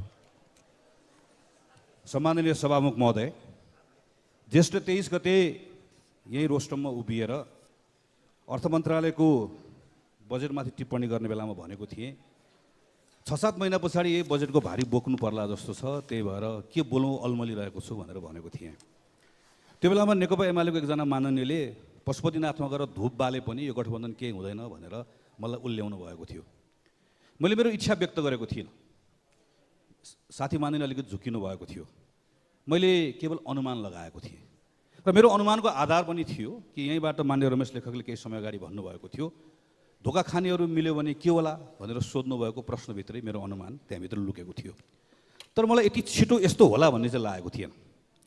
तर धोका खानेहरू यति धेरै आत्तिसकेको अवस्था बनिसकेको थियो र धोका दिनेको उथलपुथलको त्यो एनर्जी नघटेको हुनाले गर्दा एउटा परिस्थिति बन्यो र अहिले नयाँ सरकार बनेको छ। म यो सरकार बनाउने काममा धेरै लागेको मान्ने होइन, तर आज परिणाममा जे भएको छ त्यो एकदमै ठिक भएको छ भनेर जोडका साथ भन्ने मध्येको हुँ। जे भएको छ ठिक भएको छ, यो असामान्य छ, ठिक छ, यसलाई ठिक बनाउनु पर्नेछ। नेपाली कङ्ग्रेस नेकपा एमालेको नेतृत्वमा बस्नेहरूले हामी यो भन्ने नै छौँ, गर्ने पनि छौँ, हाम्रो पार्टीका सदस्यले पनि भन्ने नै छन्। तर यो कुरा हामीले आम नागरिकहरूले भन्ने अवस्था बनाउनु पर्ने छ। त्यो कसरी? यसका निम्ति हामीले टेक्ने आधार भनेको कङ्ग्रेस र एमाले बिचमा भएको 7 बुँदे सहमति नै हो। 7 बुँदा भने पनि मैले सरसर्ती हेर्दै गर्दा यसका 3टा मुख्य बुँदाहरू छन् भन्ने लाग्छ। पहिलो, राजनीतिक स्थायित्वको लागि संविधानमा हामी संशोधन गर्छौँ भन्ने हामी दुई पार्टीहरूको दाबी छ। हामीलाई के आरोप छ भने हामी यो संशोधन गरेर हामी पछाडि फर्कन खोज्दैछौँ वा दुईटा दलको सिन्डिकेट बनाउन खोज्दैछौँ। र कहिलेकाहीँ हामी बडो सजिलोसँग के भनिदिन्छौँ भने 2047 सालको संविधान भनेर गाली गर्छौँ। कृष्णप्रसाद भट्टराईको नेतृत्वमा बनेको 2047 सालको संविधानलाई पनि कम नआएको सम्माननीय सभामुख महोदय 30 वर्षको पञ्चायतबाट बाहिर निकालेको थियो, हामीलाई रैतीबाट नागरिक बनाएको थियो। तर 62-63 को आन्दोलनबाट हामीले थप महसुस गऱ्यौँ, हामी रैतीबाट नागरिक त बन्यौँ, तर हामी नागरिकभित्र यति थरीका रहेछौँ, जाति, भाषा, धर्म, संस्कृति, लिङ्ग। त्यसैले नागरिकको वैयक्तिक अधिकारबाट मात्र नहुँदो रहेछ, यहाँ समूहको अधिकार पनि चाहिँदो रहेछ। सबै जाति, भाषा, धर्म, संस्कृति सबैको राज्य बराबर हो, सबैको पहिचान, सबैको प्रतिनिधित्व, सबैको पहुँच, सबैको प्रतिष्ठा भयो भने मात्रै सबैको प्रगति हुन सक्दो रहेछ भन्ने मान्यौँ। त्यसको आधारमा संविधानमा लेख्यौँ। के हामी यसबाट पछाडि फर्कन सक्छौँ? कदाचित सक्दैनौँ। के हामी कोही यसबाट पछाडि फर्कन चाहन्छौँ? कदाचित चाहँदैनौँ। यो संसदमा पटक पटक उभिएर के भनिरहेको सुनिरहेको छु भने यहाँ दलित आउनुभएको छ, मधेसी आउनुभएको छ, थारू आउनुभएको छ, महिला आउनुभएको छ, यहाँबाट निकाल्न खोजिँदैछ। कसैले निकाल्न सक्छ? यो अधिकार हो, कसैले दिएको, हामी सबै मिलेर स्थापित गरेको। कसैले सक्दैन, कसैले घटाउन सक्दैन, कसैले हटाउन सक्दैन। तर सम्मानित सभाको मध्ये थप्न चाहिँ मिल्छ कि मिल्दैन? जति भएको छ पुगेको छ। हामीले संसदमा लिएर आउँछौँ, तर मन्त्री परिषद बनाउने बेलामा संविधानमा नलेखेको हुनाले गर्दा महिला छुट्याइहाल्छौँ। हामी जुनसुकै पार्टीको होस्, हामी दलित छुट्याइहाल्छौँ। योभन्दा अगाडि पुष्पकमल दाहाल प्रचण्डले यस्तो लामो गर्जेर यहाँबाट भन्नुभयो, तर उहाँकै मन्त्रीमण्डलमा हामीले दलित छुट्यायौँ। हामी छुट्याइहाल्छौँ। हामी यतिसम्म गर्छौँ कि दुईटा पार्टी मिलेर गठबन्धन गर्दै गर्दा राष्ट्रपति उपराष्ट्रपतिमा त दुईटै पुरुष बनाइदिन्छौँ। गाउँपालिकाको अध्यक्ष उपाध्यक्ष मौका मिल्नुसाथ पुरुष बनाइदिन्छौँ। त्यसमा सम्माननीय सभाको मध्ये यत्रो जम्बो संसदलाई हामी घटाउँ, आकार घटाउँ, तर योभन्दा बढी समानुपातिक समावेशी बनाउँ भन्ने छलफल गर्न सक्दैनौँ। हामीले प्रदेशका सरकारहरू यसै गरी राख्ने हो, यसै गरी प्रदेश चलाउने हो। हामी सङ्घीयतालाई योभन्दा अरू थप सुदृढ र प्रभावकारी बनाउने कि नबनाउने? बनाउन मिल्छ कि मिल्दैन? बनाउन मिल्छ। सङ्घीयता योभन्दा राम्रो बनाउने हो, गणतन्त्र योभन्दा राम्रो बनाउने हो, समानुपातिक समावेशी प्रतिनिधित्व योभन्दा बढाउने हो। निर्वाचन प्रणालीका सन्दर्भमा हामी छलफल गर्छौँ, कसैले त्यसै हामी भनिदिन्छौँ। तलको हाउसलाई, लोअर हाउसलाई हामी फर्स्ट पास द पोस्ट प्रत्यक्ष निर्वाचित गर्ने, अप्पर हाउसलाई हामी कहिलेकाहीँ भनिदिन्छौँ हामी यसलाई समानुपातिक गर्ने। त्यो मिल्छ? मिल्दैन। त्यो कसैले चाहेर हुन्छ? हुँदैन। हामी तलकै हाउसलाई योभन्दा बढी समावेशी बनाउन सक्छौँ, तर के पनि गर्न सक्छौँ भने एउटा दलले 40% हाराहारी मत ल्याउँदै गर्दा 5 वर्ष एकल सरकार चलाउने गरिकन निर्वाचन प्रणाली मिलाउन पनि सक्छौँ, चलाउन पनि सक्छौँ। मिलाउँ। त्यसो भन्दै गर्दा कहिलेकाहीँ के सुन्छु म भने ठुला दलले ठुलो कुरा गर्ने। यो ठुलो दल सानो दलको परिभाषा के हो? 64-65 मा माओवादी सबभन्दा ठुलो दल होइन? अनि राष्ट्र स्वतन्त्र पार्टीको त दाबी छ त 84 मा हामी सबभन्दा ठुलो दल हुन्छौँ, काङ्ग्रेस एमाले बढार्छौँ। 84 मा ठुलो दल बन्ने, काङ्ग्रेस एमालेलाई तल भुइँतिर राखिदिने, मजाले चलाउने, जसले जित्छ त्यसले चलाउने। अनि जसले जित्छ त्यसले चलाउँ भन्दै गर्दाखेरि हामीले समानुपातिक समावेशी योभन्दा अझै बढाएर हामीले मन्त्री परिषददेखि सबैतिर अनिवार्य समानुपातिक समावेशी प्रतिनिधित्व हुनुपर्ने व्यवस्था गरेर बहुजातीय, बहुभाषिक, बहुधार्मिक, बहुसांस्कृतिक नेपालको जुन यथार्थता छ त्यसलाई प्रतिबिम्बित हुने राष्ट्रका निम्ति जुन संवैधानिक प्रबन्ध हामीले बनाएका छौँ त्यसलाई चलाएर होइन, त्यसलाई हटाएर होइन, त्यसलाई अझ मजबुत बनाएर हाम्रो जटिलताहरूको हाम्रो समस्याको सम्बोधन गर्न सक्दैनौँ? सक्छौँ। त्यसैले काङ्ग्रेस एमालेको पहिलो दायित्व यो बहसबाट भाग्ने पनि होइन, यो बहसबाट बरालिने पनि होइन। हामी प्रष्ट हुने, प्रष्ट बनाउने, अरू दलसँग संवाद गर्ने, नागरिकसँग पनि संवाद गर्ने हो। दोस्रो विषय भ्रष्टाचार नियन्त्रण गर्ने र सुशासन गर्ने भनेर यहाँभित्र हामीले भनेका छौँ। यो विषयको सन्दर्भमा सम्माननीय सभामुख महोदय यहाँ पनि आरोप छ। आरोप के छ भने यो दुईटा दलहरू रातारात किन मिलेका हुनु भने यिनीहरू एकअर्काका भ्रष्टाचार ढाकछोप गर्न खोज्दैछन्, भुटानी शरणार्थीको ढाकछोप गर्न खोज्दैछन्, गिरिबन्धुको ढाकछोप गर्न खोज्दैछन्, डेडिकेटेड ट्रङ्क लाइनमा ठग्न खोज्दैछन्। यिनै आरोपहरू हुन्। यसबाट पनि भाग्ने होइन, यसलाई पनि प्रष्ट बनाउनुपर्छ। अहिले संसदमा केही विधेयकहरू विचाराधीन छन्। पर्सि नै राज्य व्यवस्था समितिमा छलफल छ, अख्तियारको छ, भ्रष्टाचार सम्बन्धी विधेयकको छ। नेपाली कङ्ग्रेसको हामी सांसदहरूले नै हदम्याद हटाउनुपर्छ भन्ने हाम्रो स्पष्ट प्रस्ताव छ। त्यति मात्र होइन, नीतिगत भ्रष्टाचार भनेको के हो, नीतिगत व्यवस्था के हो, केलाई नीतिगत भन्ने बारेमा छुट्टै कानुन बनाउनुपर्छ। कन्फ्लिक्ट अफ इन्ट्रेस्टको छुट्टै कानुन बनाउनुपर्छ। यो नेपाली कङ्ग्रेसको माग हो। यो अब नेपाली कङ्ग्रेस एमालेको संयुक्त कुरा हुनुपर्दछ। यस पछाडि हाम्रो कामबाट देखाउनुपर्छ। हामीले धेरै बोल्ने होइन। Action speaks louder than words. त्यस कारणले गर्दा सम्माननीय सभामुख महोदय, सरकार भनेर निरन्तरता हुन्छ नि। योभन्दा अघिल्लो सरकारले भुटानी शरणार्थीको विषयको जहाँ टुङ्गाएको छ, यो सरकारले प्रष्टसँग भन्नुपर्छ। यति अनुसन्धान भइरहेको छ, यतिलाई अभियोजन भएको छ, यति थप अनुसन्धान हुन्छ, अदालतमा विचाराधीन छ। यो विषयमा निर्दोष एउटा पनि छुट्दैन, दोषी एउटा पनि उम्कदैन। यो विषयमा कहीँ तलमाथि हुँदैन भन्ने कुरा सरकारले आफ्नो व्यवहारबाट आश्वस्त पार्नुपर्छ। गिरिबन्धुको बारेमा विषय उठेको छ। गिरिबन्धुको प्रकरणका सन्दर्भमा अदालतले स्पष्ट आदेश दिएको छ सम्माननीय सभामुख महोदय, माघ 24मा 80 सालमा। जुन सरकार आए पनि यो गर्नै पर्छ। यो सरकारले पनि गर्नुपर्छ। जे गर्नुपर्छ भनोस् र गरोस्। उसले स्पष्टसँग भन्छ, हदबन्दीभन्दा बढी जग्गा देखिएको हुनाले गर्दा गिरिबन्धु टी स्टेटको नाममा जुन जग्गा छ त्यसलाई सरकारको नाममा फिर्ता ल्याऊ। यसै गरिकन ऐनको दुरुपयोग भएर ठाउँ ठाउँमा हदबन्दीभन्दा छुट जग्गाको व्यवस्था सुविधा लिएको छ, ठिक ढङ्गले प्रयोग गरिएको छैन। त्यो जग्गाहरूको पहिचान गर। देशभरि यसरी दुरुपयोग भएको जग्गा पनि ल्याऊ। यो फिर्ता ल्याउनको लागि भूमि सुधार 2021 ऐनको दफा 12 मा एउटा व्यवस्था छ, अनुगमन समिति बनाउने हुने व्यवस्था छ। त्यो अनुगमन समिति तुरुन्त बनाऊ। अदालतले यही भन्छ। सरकारले यो विषयका सन्दर्भमा गिरिबन्धु यो हुन्छ, गिरिबन्धु त्यो हुन्छ होइन, एक्सन चाहियो। तुरुन्त जग्गा फिर्ता ल्याउनु पर्यो, त्यो समिति बनाउनु पर्यो। देशभरि यसरी जसले जग्गा दुरुपयोग गरेको छ उनको जग्गा खोसिनु पर्यो, जग्गा फिर्ता ल्याउनु पर्यो। तेस्रो विषय डेडिकेटेड ट्रङ्क लाइनको बारेमा छ। यो विषय लामो समयदेखि विवादमा छ, विवाद छत्ताछुल्ल भएको छ। यसका बारेमा योभन्दा अगाडिका सरकारले एकपछि अर्को दर्जनौँ निर्णयहरू गरेको छ। संसदको समितिले निर्णय गरेको छ, सम्मानित अदालत बोलेको छ। र पछिल्लो समयमा हामी नै सम्मिलित भएको सरकारमा प्रचण्डजीले नेतृत्व गर्दै गर्दा 2080 साल पौषमा लाल आयोग भनेको छ, जसलाई 2081 साल वैशाखमा गएर त्यो आयोगको निर्णय कार्यान्वयन गर्ने भनेर भनिएको छ। कुनै पनि नयाँ सरकारले यो सबै कुराबाट अलग भएर निर्णय गर्न पाउँछ? पाउँदैन। सरकार त निरन्तरता हो। अस्ति भर योभन्दा अगाडि बनाएको सरकारले बनाएको आयोगको प्रतिवेदनलाई टेक्नै पर्छ, अदालतका आदेशलाई टेक्नै पर्छ, संसदीय समितिको निर्देशनलाई टेक्नै पर्छ। कुनै पनि समितिले, कुनै पनि आयोगले कसैले पनि गरेको निर्णयमा जसले बिजुली प्रयोग गरेको छ, प्रयोग गर्नेको बक्यौता नउठाऊ भनेर कसैले भन्छ? नउठाउन पाइन्छ? 1 रुपैयाँ पनि छोड्न पाइन्न, 1 सुका पनि छोड्न पाइन्न। अरबको कुरा होइन, यहाँ 1 रुपैयाँ पनि छोड्न पाइन्न। जे भनेको छ अक्षर अक्षर त्यसको पालना गर्नुपर्छ। सरकारका निकायहरूलाई पनि निर्देशन दिएको छ, तिमी यो गर, तिमी यो गर, तिमीले यो गरेनौ, तिमीले यो गर्नु पर्थ्यो, यो सच्यो भनेको छ। सरकारका निकायले पनि जसलाई जे हराइएको छ तिनले पनि त्यो गर्नुपर्छ। कसैको लहरले पनि हुँदैन, कसैको आदेशले पनि हुँदैन। विधिको शासन भनेको त्यही हो। त्यसैले म सम्मानित सभामुख महोदय मार्फत सरकारलाई भन्न चाहन्छु, यो विषयको सन्दर्भमा सरकारले प्रष्ट यहाँ आएर भन्नुपर्छ। कसैमाथि अन्याय पनि हुन दिन्नौ, कसैले बिजुली प्रयोग गरेको छैन भने अन्याय हुन दिन्नौ, कोही मान्छेलाई अप्ठ्यारो पर्न दिन्नौ, ठुलो होस् सानो होस्। तर जतिसुकै शक्तिशाली होस्, जतिसुकै बलियो होस्, जतिसुकै पहुँचवाला होस्, तर अनुचित लाभ पनि 1 रुपैयाँ पनि लिने दिन्नौ, राज्यको कोषमा 1 रुपैयाँ पनि तलमाथि हुन दिन्नौ भन्ने कुराको ग्यारेन्टी गर्नुपर्छ, विश्वास दिलाउनुपर्छ।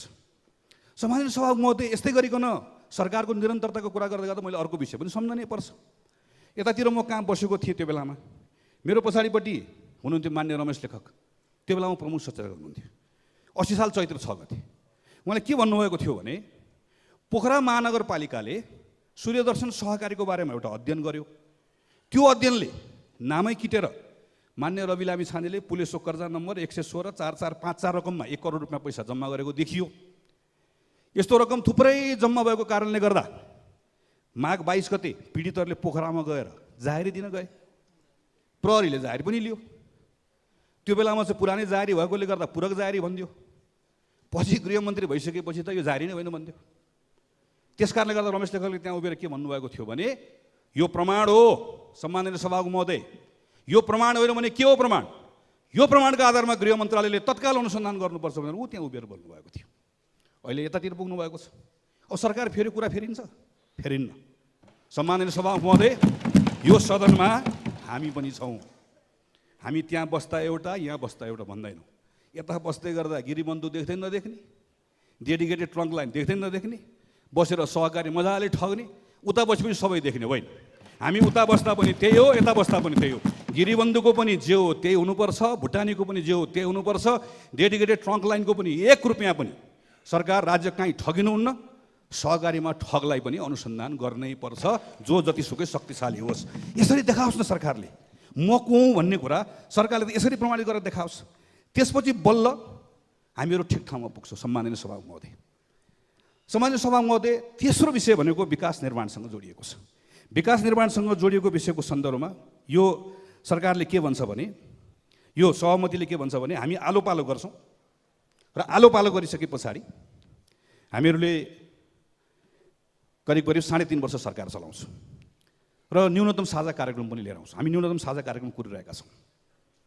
आलो पालो प्रधानमन्त्रीको आलो पालो गर्ने कुरा सम्माननीय केपी शर्मा ओलीले भनिसक्नुभयो। म 2 वर्षभन्दा 1 हप्ता अगाडि छोड्छु। त्यसपछि नेपाली काङ्ग्रेसको सभापतिले सञ्चालन सरकार नेतृत्व गर्नुहुन्छ। यो एउटा प्रसङ्ग छ। अहिले भर्खर सरकार सुरु भएको छ। 3.5 वर्षको लक्ष्य राख्ने हो। 3.5 वर्ष राख्दै गर्दा 2 वर्ष नेकपा एमाले नेतृत्व गर्छ, 1.5 वर्ष कङ्ग्रेसले नेतृत्व गर्छ। तर हाम्रो कार्यक्रम 3.5 वर्ष दिमागमा राखेर हामीले बनाउनुपर्छ। प्रधानमन्त्रीले मेहनत गरिरहेको देखिरहेको छु, खुसी लागेको छ। मन्त्रीजीहरूले सुरुमा अलिअलि खादामाला लाउनु भए तापनि अहिले बिस्तारै बिस्तारै कार्ययोजनाहरू बनाइराख्नु भएको छ। सुरुमा त्यस्तै हुन्छ, हामीलाई पनि त्यही थियो। तर मेरो अनुभव छ सम्माननीय सभामुख महोदय, यो 24 महिनाको लागि मन्त्री हुनुभएको छ। 24 महिनाको समय भनेको सानो समय होइन। 9 महिनाको मन्त्री हुँदाको मेरो अनुभव छ। यो समयभित्र धेरै गर्न सकिन्छ। त्यसैले म सम्माननीय प्रधानमन्त्रीलाई त अरू कुनै समयमा उहाँ भएकै बेलामा भन्नुला, सम्माननीय सभामुख महोदय मार्फत सरकारमा रहनुभएको मान्य मन्त्रीजीलाई भन्न चाहन्छु, 1 महिना सकियो, हामी सबैको शुभेच्छा छ, हाम्रो साथ छ, हामी आतुर छौँ तपाईँहरूलाई मद्दत गर्नका लागि। हामी कामको आधारमा प्रशंसा गर्न चाहन्छौँ, तर हामी प्रश्न पनि गर्छौँ। गलत गर्नु भने हामी आलोचना पनि गर्छौँ। यो 24 महिनाको लागि 1 महिना गयो, तयारी गर्नुभयो। प्रत्येक मन्त्रालयले सेक्टोरल हिसाबले आफ्नो मन्त्रालयको जिम्मा भएको ठाउँमा 1 महिना 24 महिनामा के गर्ने भन्ने सोचाइ बनाउनै पर्छ। नभए सानसानो काम मात्रै हुन्छ। त्यो सोचाइ बनाउँदै गर्दाखेरि त्यो 24 महिनाको भित्रको लागि प्रत्येक महिनाभित्र के प्राप्त गरिसक्ने भन्ने योजना बनाउनै पर्छ। पक्कै गर्नुभएकै होला। तर मेरो सुझाव के छ मान्य मन्त्रीजीहरूलाई भने, प्रत्येक मन्त्रालयसँग जोडिएको केही हेर्दा सामान्य तर महत्त्वपूर्ण विषयहरू छन्, क्विक विनहरू तुरुन्त प्राप्त गर्न सकिने। त्यसले के गर्छ, त्यसले नागरिकहरूलाई नयाँ सरकार आएको आभास पनि दिलाउँछ, मन्त्रीहरूलाई पनि त्यसको विश्वास पनि जगाउँछ। जस्तो उदाहरणको लागि पर्यटन मन्त्रीजी आइसकेपछि दुर्भाग्य 2टा ठुल्ठुलो दुर्घटनाहरू भए। हामीले यति धेरै मानिसहरू गुमाउनु पर्यो, जसको बारेमा संसदमा व्यापक चर्चा भएको छ। र मैले थाहा पाएसम्म मान्य पर्यटन मन्त्री यसमा अत्यन्त गम्भीर हुनुहुन्छ। र हिजोकै मन्त्री परिषदमा मैले थाहा छैन, यसको पछि निश्चित खबर आउला, तर सुनेसम्म प्राधिकरणलाई अलग गर्ने जुन वर्षौँदेखिको गर्नुपर्ने थातिरहेको काम थियो त्यसलाई उहाँले अगाडि बढाइसक्नु भएको छ। यी लगायतका हवाई सुरक्षाका बारेमा व्यापक काम गर्दै हुनुहुन्छ। तर म केही दिन अगाडि कोरिया गएको थिएँ सम्माननीय सभामुख महोदय। यहाँबाट कोरिया जाने मानिसहरूले अहिले जति भाडा तिरेका छन् त्यति भाडा कहीँ पनि तिर्नु पर्दैन। छिमेकको भारत, कहीँ पाकिस्तान, कहीँबाट तिर्नु पर्दैन। नेपाल एयरलाइन्सको फ्लाइट मात्र यहाँबाट कोरिया लान सकियो भने जुन फ्लाइट लिएर जानको लागि मन्त्रीजी अलिकति तात्नुभयो भने भइहाल्छ। अहिले इपिएसको टेन्डर पनि खोलेको छ, त्यहाँ टेन्डरमा पनि हाल्ने अलिकति थोरै नागरिक उड्डयन प्राधिकरणलाई थोरै चलाउनु भयो भने भइहाल्छ। हजारौँ नेपालीहरूले नेपाल एयरलाइन्सको फ्लाइटबाट सस्तोमा कोरिया जान पाउँछन्। हेर्नुहोस् त, मान्य मन्त्रीजीले 1 घन्टा यसमा ध्यान दिनुभयो भने 1 महिनामा एउटा काम 1 हप्तामा भइहाल्यो। यस्ता सानसाना कामहरू छन्। मान्य परराष्ट्र मन्त्रीजीले यो बेलामा द्विपक्षीय सम्बन्धको कुरा छ, भारत चीनसँगको BRI को कुरा छ। भर्खर बङ्गलादेशमा त्यत्रो केही अप्रिय घटनाहरू भएको छ, केही परिवर्तनहरू भएको छ। हामी सरकारको धारणाको कुराकानी गरिरहेका छौँ। हामी पार्टीको तर्फबाट निर्णय गरेर त्यहाँ रहेका हिन्दू अल्पसङ्ख्यक लगायतका बुद्धिस्टहरूको जीवन रक्षाको लागि हाम्रो सरकारले पनि थप पहल गरोस् भनेर मागिरहेका छौँ। यी विषयहरू छँदैछ। यी विषयहरूमा हामीले उहाँको काम हेर्नै छ, प्रतीक्षा गरिरहेका छौँ। तर केही समय अगाडि म कतार गएको थिएँ। सम्माननीय सभाको महोदय, 3-3.5 लाख व्यक्ति भएको कतारमा सामान्य परराष्ट्र मन्त्रालयले पासपोर्ट बनाउने ठाउँमा सिस्टममा थोरै मात्र बदलाव ल्याइदियो भने महिनौसम्म पासपोर्टको लागि हाम्रो साथीहरू कुर्नु पर्दैन। म केही समय अगाडि अमेरिका गएको थिएँ। अमेरिकामा क्यालिफोर्नियामा हजारौँ नेपालीहरू छन्। 6 घन्टाको फ्लाइट लिएर डलर तिरेर गएर वासिङटन DC जानुपर्छ। जम्मा 20-50 लाख रुपियाँ परराष्ट्र मन्त्रालयले अमेरिकामा भएको नेपाली दूतावासलाई दियो भने क्यालिफोर्निया एरियामा एउटा कार्यालय खोलिदियो भने आनन्दले नेपालीहरूले डलरौँ त्यो पैसा नेपाल पठाउलान्। अहिले 319 जनाले निवेदन दिएका छन् रुसमा भएका नेपालीहरूको परिवारले। त्यसलाई फर्काउने सन्दर्भमा अलिकति मेहनत गर्दाखेरि गर्न सक्ने ठाउँहरू छ। यस्तो क्विक विनहरू प्रत्येक मन्त्रालयमा छ। भौतिक योजना मन्त्रीले कति काम गर्नु छ? यो त हाम्रो पुँजीगत खर्चको ठुलो अंशै त्यहाँ जोडिएको छ। त्यो सबैको योजना बनाउनु नै होला। तर म अस्ति हुलाकी राजमार्गको यात्रा गरेर आएको। त्यो कमला पुल 68 सालमा बन्यो, भासियो। फेरि लुम्बिनी पुरानै कन्स्ट्रक्सन कम्पनीले पायो। अहिले इन्सुरेन्सको क्लेम गरेको हुनाले गर्दा अड्किएको छ। भाद्र 5 गतेबाट अनसन बस्दै हुनुहुन्छ त्यहाँ साथीहरू। अहिले मन्त्रीजी अलिकति तात्नुभयो भने त्यो जुन कम्पनी लुम्बिनी कन्स्ट्रक्सन कम्पनी छ कहाँनिर के समस्या भएको भनेर राम्रोसँग कुराकानी गर्नुभयो भने यसको निर्माण फेरि प्रारम्भ हुन सक्छ। कति सानसानो कामहरू छ तर कति महत्त्वपूर्ण कामहरू छ। हिजो मैले मान्य कृषि मन्त्रीको पार्टी कार्यालयमा लामो योजनाहरू सुने, खुसी लाग्यो। धेरै तयारीहरू गर्नुभएको रहेछ। दुधको समस्याको बारेमा हामीले धेरै कुराहरू गऱ्यौँ। अहिले 60 करोडको भुक्तानी डिडिसीले गर्न लागेको, प्राइभेटले पनि गर्न लागेको हुनाले केही हल्का भएको छ। तर यो सिजन मात्र हो। यो फेरि दुधको समस्या आउँछ। दुधको समस्यालाई मान्य कृषि मन्त्रीले अहिले तुरुन्त मान्य उद्योग मन्त्रीसँग बसेर बङ्गलादेशमा निजी क्षेत्रकै साथीहरूले जुन मेहनत गर्नुभएको छ, थोरै फुट एन्ड माउथ डिजिजका सन्दर्भमा केही महत्त्वपूर्ण निर्णय कृषि मन्त्रालयले गर्ने, केही निर्णय वन मन्त्रालयले, केही निर्णय उद्योग मन्त्रालयले गर्ने हो भने हाम्रो दुधको लागि बङ्गलादेशको बजार, हाम्रो दुधको लागि चीनको बजार खुल्न सक्छ। अनि मात्रै हाम्रो दुध बढी उत्पादन भएको बेलामा हाम्रो किसानहरूले मूल्य पाउने अवस्था हुन्छ। यो के गर्नै पर्दैन। कृषि मन्त्री र उद्योग मन्त्री अलिकति बस्नुभयो, छलफल गर्नुभयो, मेहनत गर्नुभयो, अलिकति थोरै यसमा ध्यान पुर्याउनु भयो भने यो कुरा गर्न सकिन्छ। कृषि मन्त्रीले बोल्नुभएको छ मलको बारेमा। सहकारीबाट मल जुन वितरण हुन्छ, मलको ठुलो काम गर्नु छ। त्यो 1 वर्षमा सक्नु होला, 2 वर्षमा सक्नु होला। तर अहिले सहकारीबाट वितरण हुने मलको कार्यविधि उहाँले सामान्य संशोधन गरिदिनु भयो भने 1 हप्तामा गर्न सक्नुहुन्छ।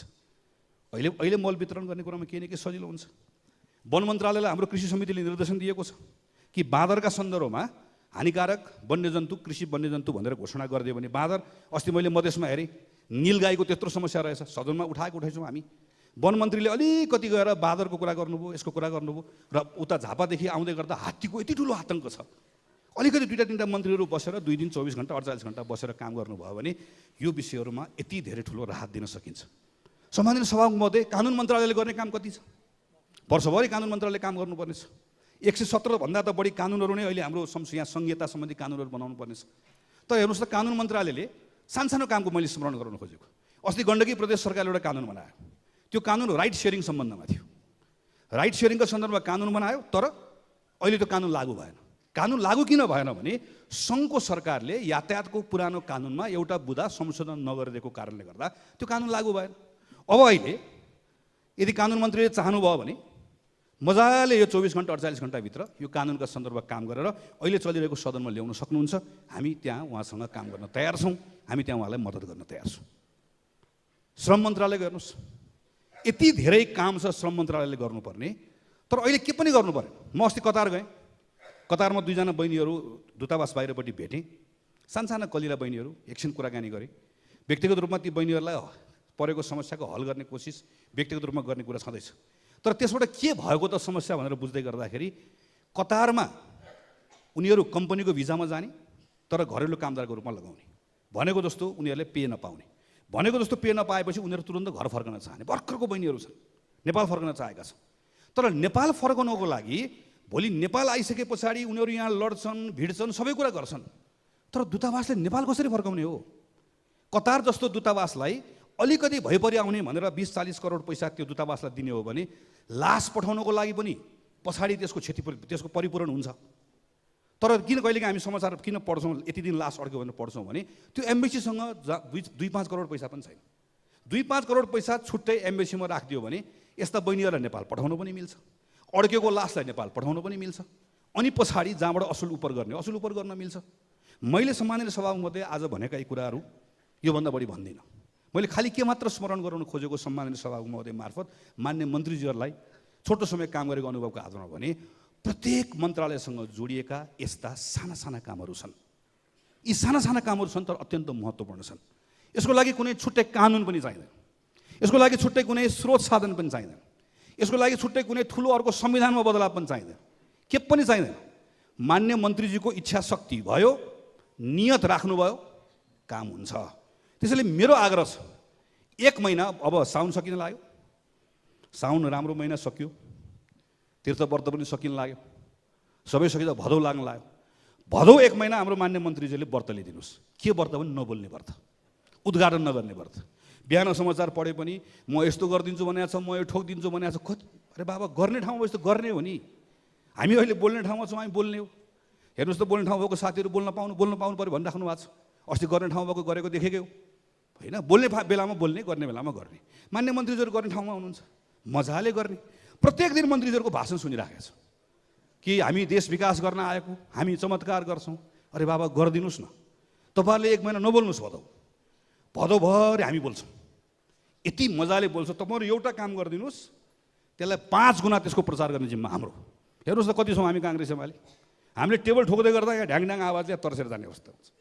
तपाईँहरूले अहिले राम्रोसँग काम गरिदिनु भयो भने धम्माधम तपाईँहरूले काम गर्ने, हामी यहाँ बोल्ने, टेबल ठोक्ने। तपाईँहरू बाहिर बोल्दै नबोल्ने। मन्त्री यहाँ आउने, उपस्थित हुने, हाम्रो कुरा सुन्ने, थपक्क मन्त्रालय जाने, काम गर्ने, परिणाम दिने। कहीँ कतै मन्त्रीको अन्तर्वार्ता पढ्नु नपरोस्, कहीँ कतै भाषण सुन्नु नपरोस्। र सम्माननीय प्रधानमन्त्रीको पनि म ठाउँ ठाउँमा गएर म भ्रष्टाचार पनि गर्दिनँ, म गर्न पनि दिन्न भन्ने होइन। त्यो प्रधानमन्त्रीले भनिराख्नै पर्दैन, प्रधानमन्त्रीले गर्नै पाउँदैन। त्यसैले भन्ने पायो। तर भन्ने कुरा के हो भने, गर्ने कुरा के हो भने, गर्ने कुरा भनेको अहिले संसदमा कानुन छ, त्यो कानुनहरूमा मद्दत गर्ने। अहिले अघि मैले जुन प्रकरणको बारेमा कुरा गरेँ, ती विषयहरूमा सही ढङ्गले ती विषयलाई निरूपण गर्ने, यो काम सम्माननीय प्रधानमन्त्रीजीबाट होस् भन्ने म आग्रह गर्न चाहन्छु। हामी यहाँ सत्तापक्षका थुप्रै साथीहरू छौँ जो अहिले प्रधानमन्त्री केपी शर्मा ओलीले नेतृत्व गर्नुभएको, थुप्रै के हामी सबै छौँ। केपी शर्मा ओलीले नेतृत्व गर्नुभएको सरकार, कङ्ग्रेस र एमाले मिलेर बनेको सरकार छ। एउटा जोखिम पनि हो, यो अनयुजुअल छ। यसबाट अघि भनेको जस्तो यसले डेलिभरी गर्नै पर्छ, यसले आफूले गरेको बाचाहरू पुरा गर्नै पर्छ। र त्यो बाचाहरू पुरा गर्ने कुराको सन्दर्भमा हृदयबाट, भित्रैबाट यसलाई मद्दत गर्न चाहन्छु। हाम्रो मद्दत गर्न चाहेको हाम्रा चाहनाहरूलाई सरकारले पनि त्यही ढङ्गले बुझोस्। तर सँगसँगै don't take us for granted. मैले हिजो प्रचण्ड प्रधानमन्त्री हुँदै गर्दा पनि यहाँ उभिएर त्यही कुरा भनेको थिएँ कि तपाईँलाई भोट हालेको हुँ, तपाईँको पक्षको सांसद हुँ, तर यहाँ बसेर टाउको गनेर सबै हाम्रा सांसद हुन्, हामीले जे भने पनि यी थप्पडी बजाउँछन् भनेर चाहिँ त्यसरी नलियोस्। हामी विवेक भएका सांसदहरू छौँ, हामी सबैजना, हामी जिम्मेवारी लिएर आएका छौँ, हामी हाम्रो पार्टीको निर्णयसँग बाँधिएका छौँ, हामी यो सरकारको हामी यहाँभित्र सहभागी छौँ, हाम्रो सरकार हो यो, यसलाई सफल बनाउन चाहन्छौँ। हामी संसदभित्र बसेर अहोरात्र काम गर्न चाहन्छौँ। सम्माननीय सभामुख महोदय, कहिलेदेखि सदन रोक्ने हो, सदन रोकिसके पछाडि बिलहरू छ, हामी केही समय त्यो बिलमा टाइम दिन चाहन्छौँ। 3-4 महिना हाउसभित्र हाम्रो भित्र भएका बिलहरू टुङ्ग्याएर यो पार्लियामेन्ट सबैभन्दा बढी बनाउनु पर्ने कानुनहरू बनाएको यो सरकारको बेलामा, यो संसदको बेलामा बनाएको अवस्था हामी बनाउन चाहन्छौँ। भोलि टिआरसी आउँदैछ, म यसमा पनि केही कमी कमजोरीहरू छन्, ती कुराहरू छलफल गरौँला, सच्याउँला।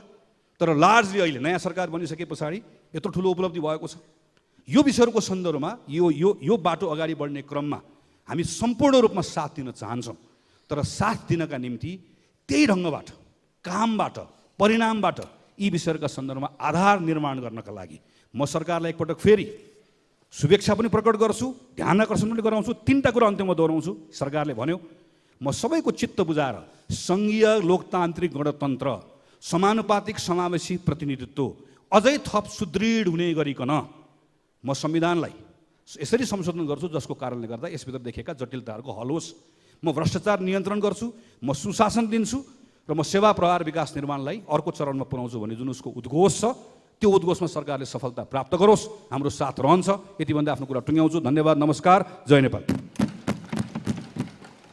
अब माननीय सदस्य ऋषिकेश पोखरेल, समय 20 मिनट। त्यसपछि माननीय सदस्य महेन्द्र बहादुर शाही। सम्माननीय सभामुख महोदय, कुरा विषय डेडिकेटेड ट्रङ्क लाइन सम्बन्धी बेरुजु बकौताको विद्युत प्राधिकरण र व्यवसायी बीचको विवाद के हो र यो बीचमा उठेका कतिपय विषयवस्तुहरू म सभापति आफै नबोल्नु पर्थ्यो, त्यो पनि मलाई थाहा थियो।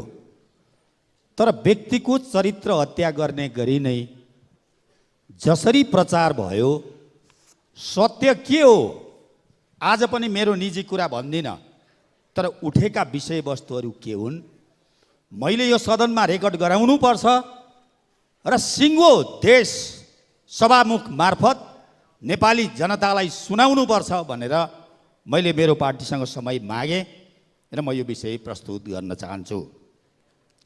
सबैभन्दा पहिलो सबैभन्दा ठुलो प्रश्न के सृजना गरियो भने एजेन्डा कसरी प्रवेश भयो र यो छलफल र यो गर्नु आवश्यक थियो कि थिएन भन्ने हिसाबले यो विषय बाहिर चर्चामा रह्यो।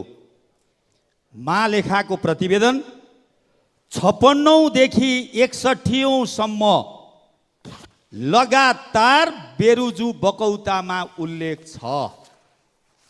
म सम्माननीय सभामुख मार्फत आग्रह गर्न चाहन्छु, महालेखाको प्रतिवेदन संसदीय इतिहासमा संसारभरि कुन समितिमा छलफल हुन्छ र त्यो सार्वजनिक लेखा समितिले महालेखाको प्रतिवेदनमा उल्लेखित भएको विषयवस्तु छलफल गर्नुपर्छ कि पर्दैन। त्यसकारण 61औं प्रतिवेदनमा 21 अर्ब 88 करोड बेरुजु बकौता देखिन्छ। महालेखाको प्रतिवेदनमा उल्लेखित बेरुजुहरू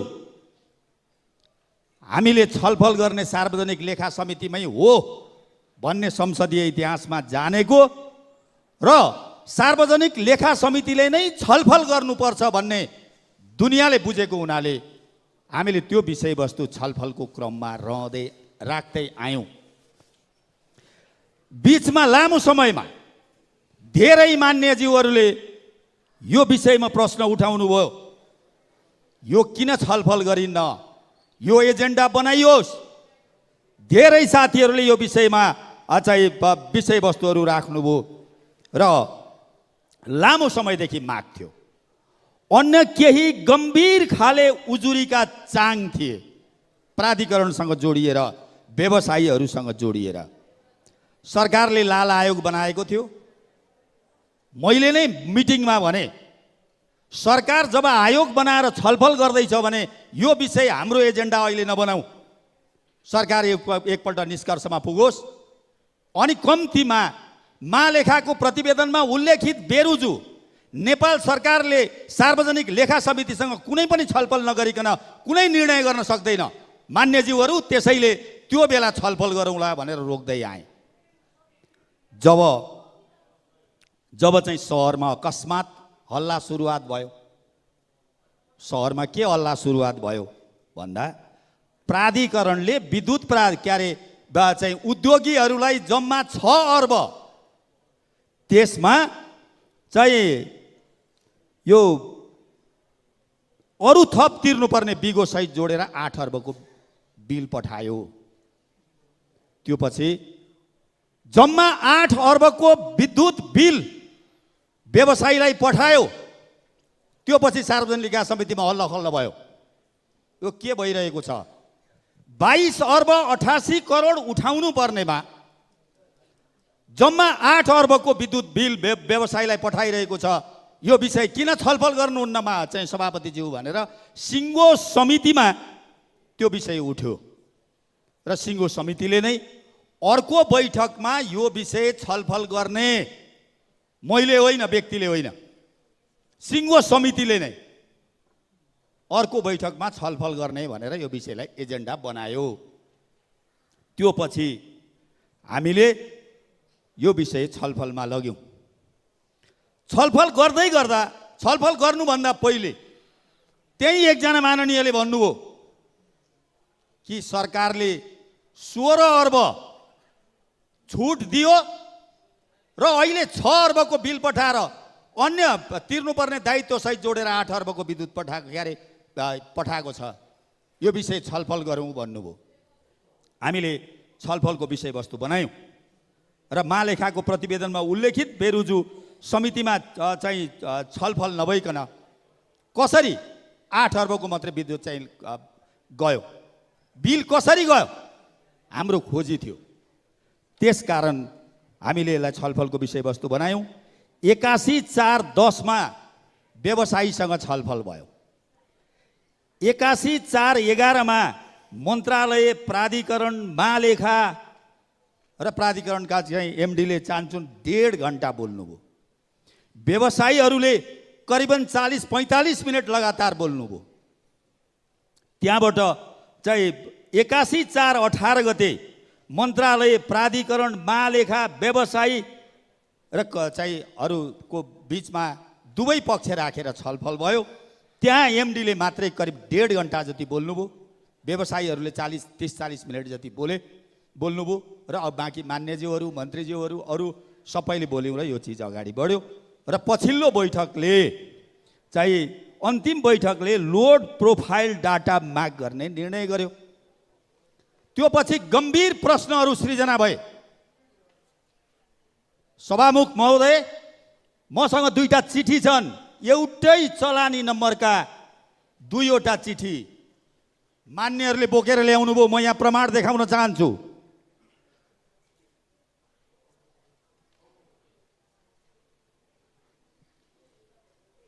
(2081-127) मन्त्री परिषदको निर्णय, 2081-127 मन्त्री परिषदको निर्णय,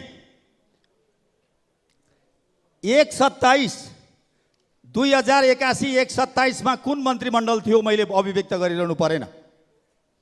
यसले के भन्छ? यसले जम्मा 6 अर्ब उठा भन्छ। महालेखाको प्रतिवेदनले 21 अर्ब 88 करोड उठा भन्छ। 16 अर्ब खोइ। पूर्व मन्त्रीज्यूहरू पनि यही वरिपरि हुनुहुन्छ। सिँचाइ ऊर्जा मन्त्रालयमा 81/2/4 गते दर्ता भएको छ। दुईटै 81/2/4 गते दर्ता भएको छ। मुलुकको यो संसारभरि यो बेइज्जती नगरौँ भन्न मैले अभिव्यक्त गर्न खोजिरहेको थिइनँ। तर एउटा क्याबिनेटको बैठक, 2टा आशयको पत्र कसरी हुन सक्छ? यो पृथ्वीमा कहीँ छ नेपालमा बाहेक? यो जस्तो यसरी यो सिङ्गो मुलुकको अन्तर्राष्ट्रिय बेइज्जती हुने गर्ने परिस्थितिको यो निर्माण कसले गर्यो? अनि ती प्रश्नहरू उठे। यो प्रश्नहरूसँग हामीले छलफल गर्यौँ।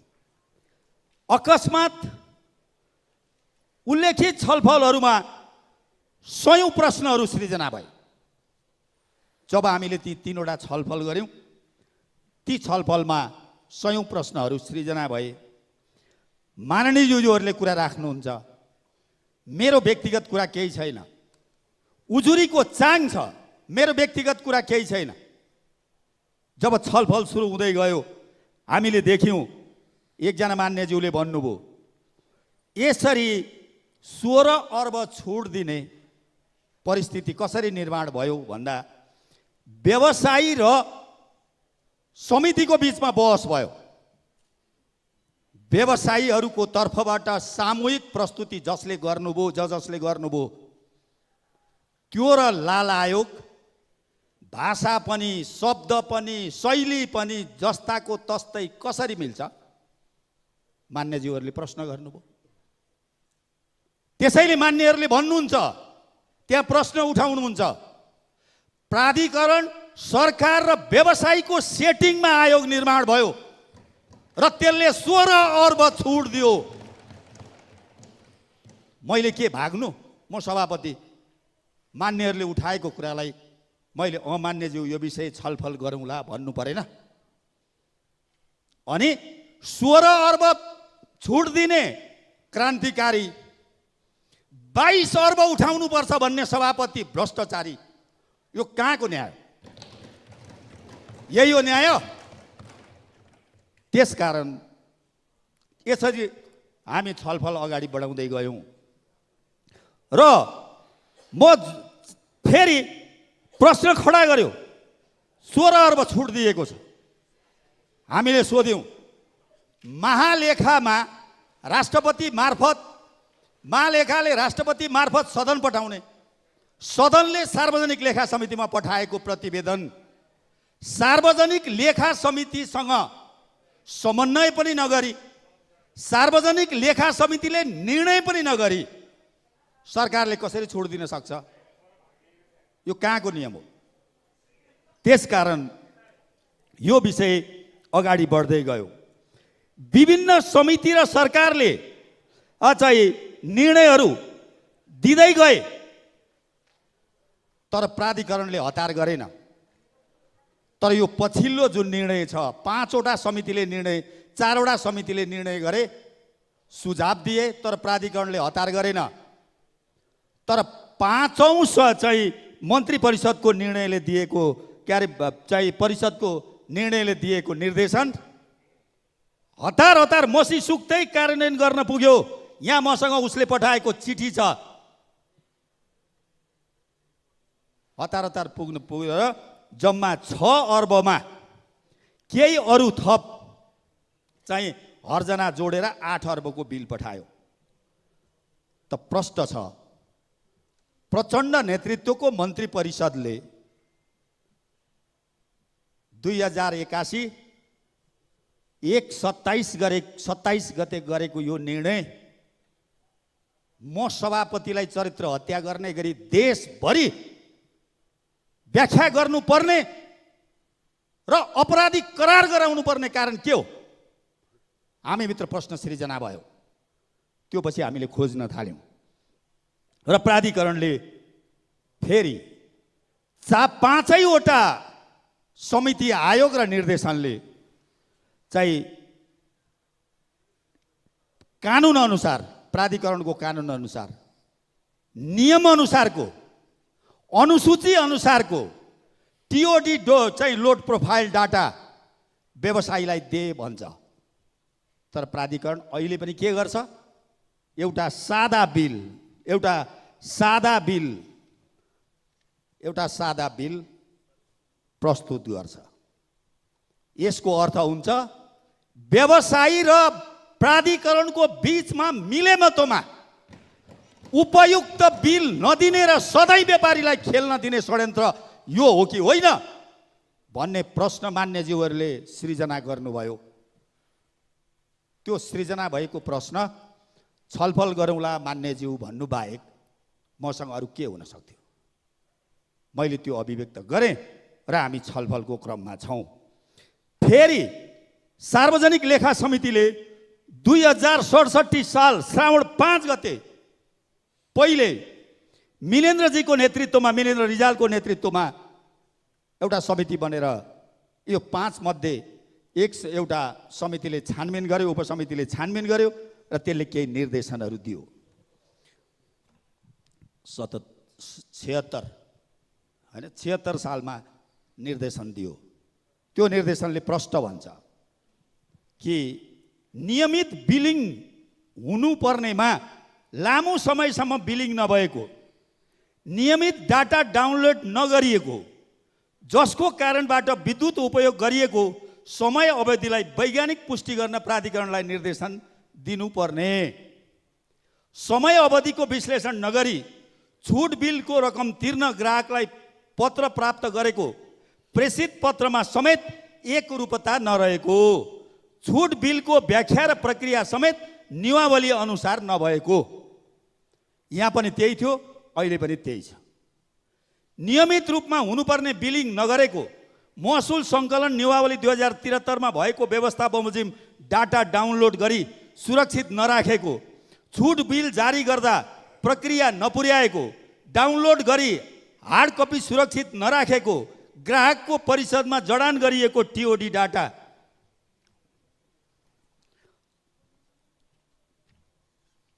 बक्यौता उठाउन नियमावली बमोजिम प्रावधान अवलम्बन नगरिएको र कार्यकारी नेतृत्व तथा पदाधिकारीले जिम्मेवारी पूर्वक कर्तव्य निर्वाह नगरी राज्य कोषमा जम्मा हुनुपर्ने अरबौं रकम हालसम्म पनि प्राप्त नभएको जोखिम प्राप्त गरेको देखिन्छ, जो जोखिममा पारिएको देखिन्छ।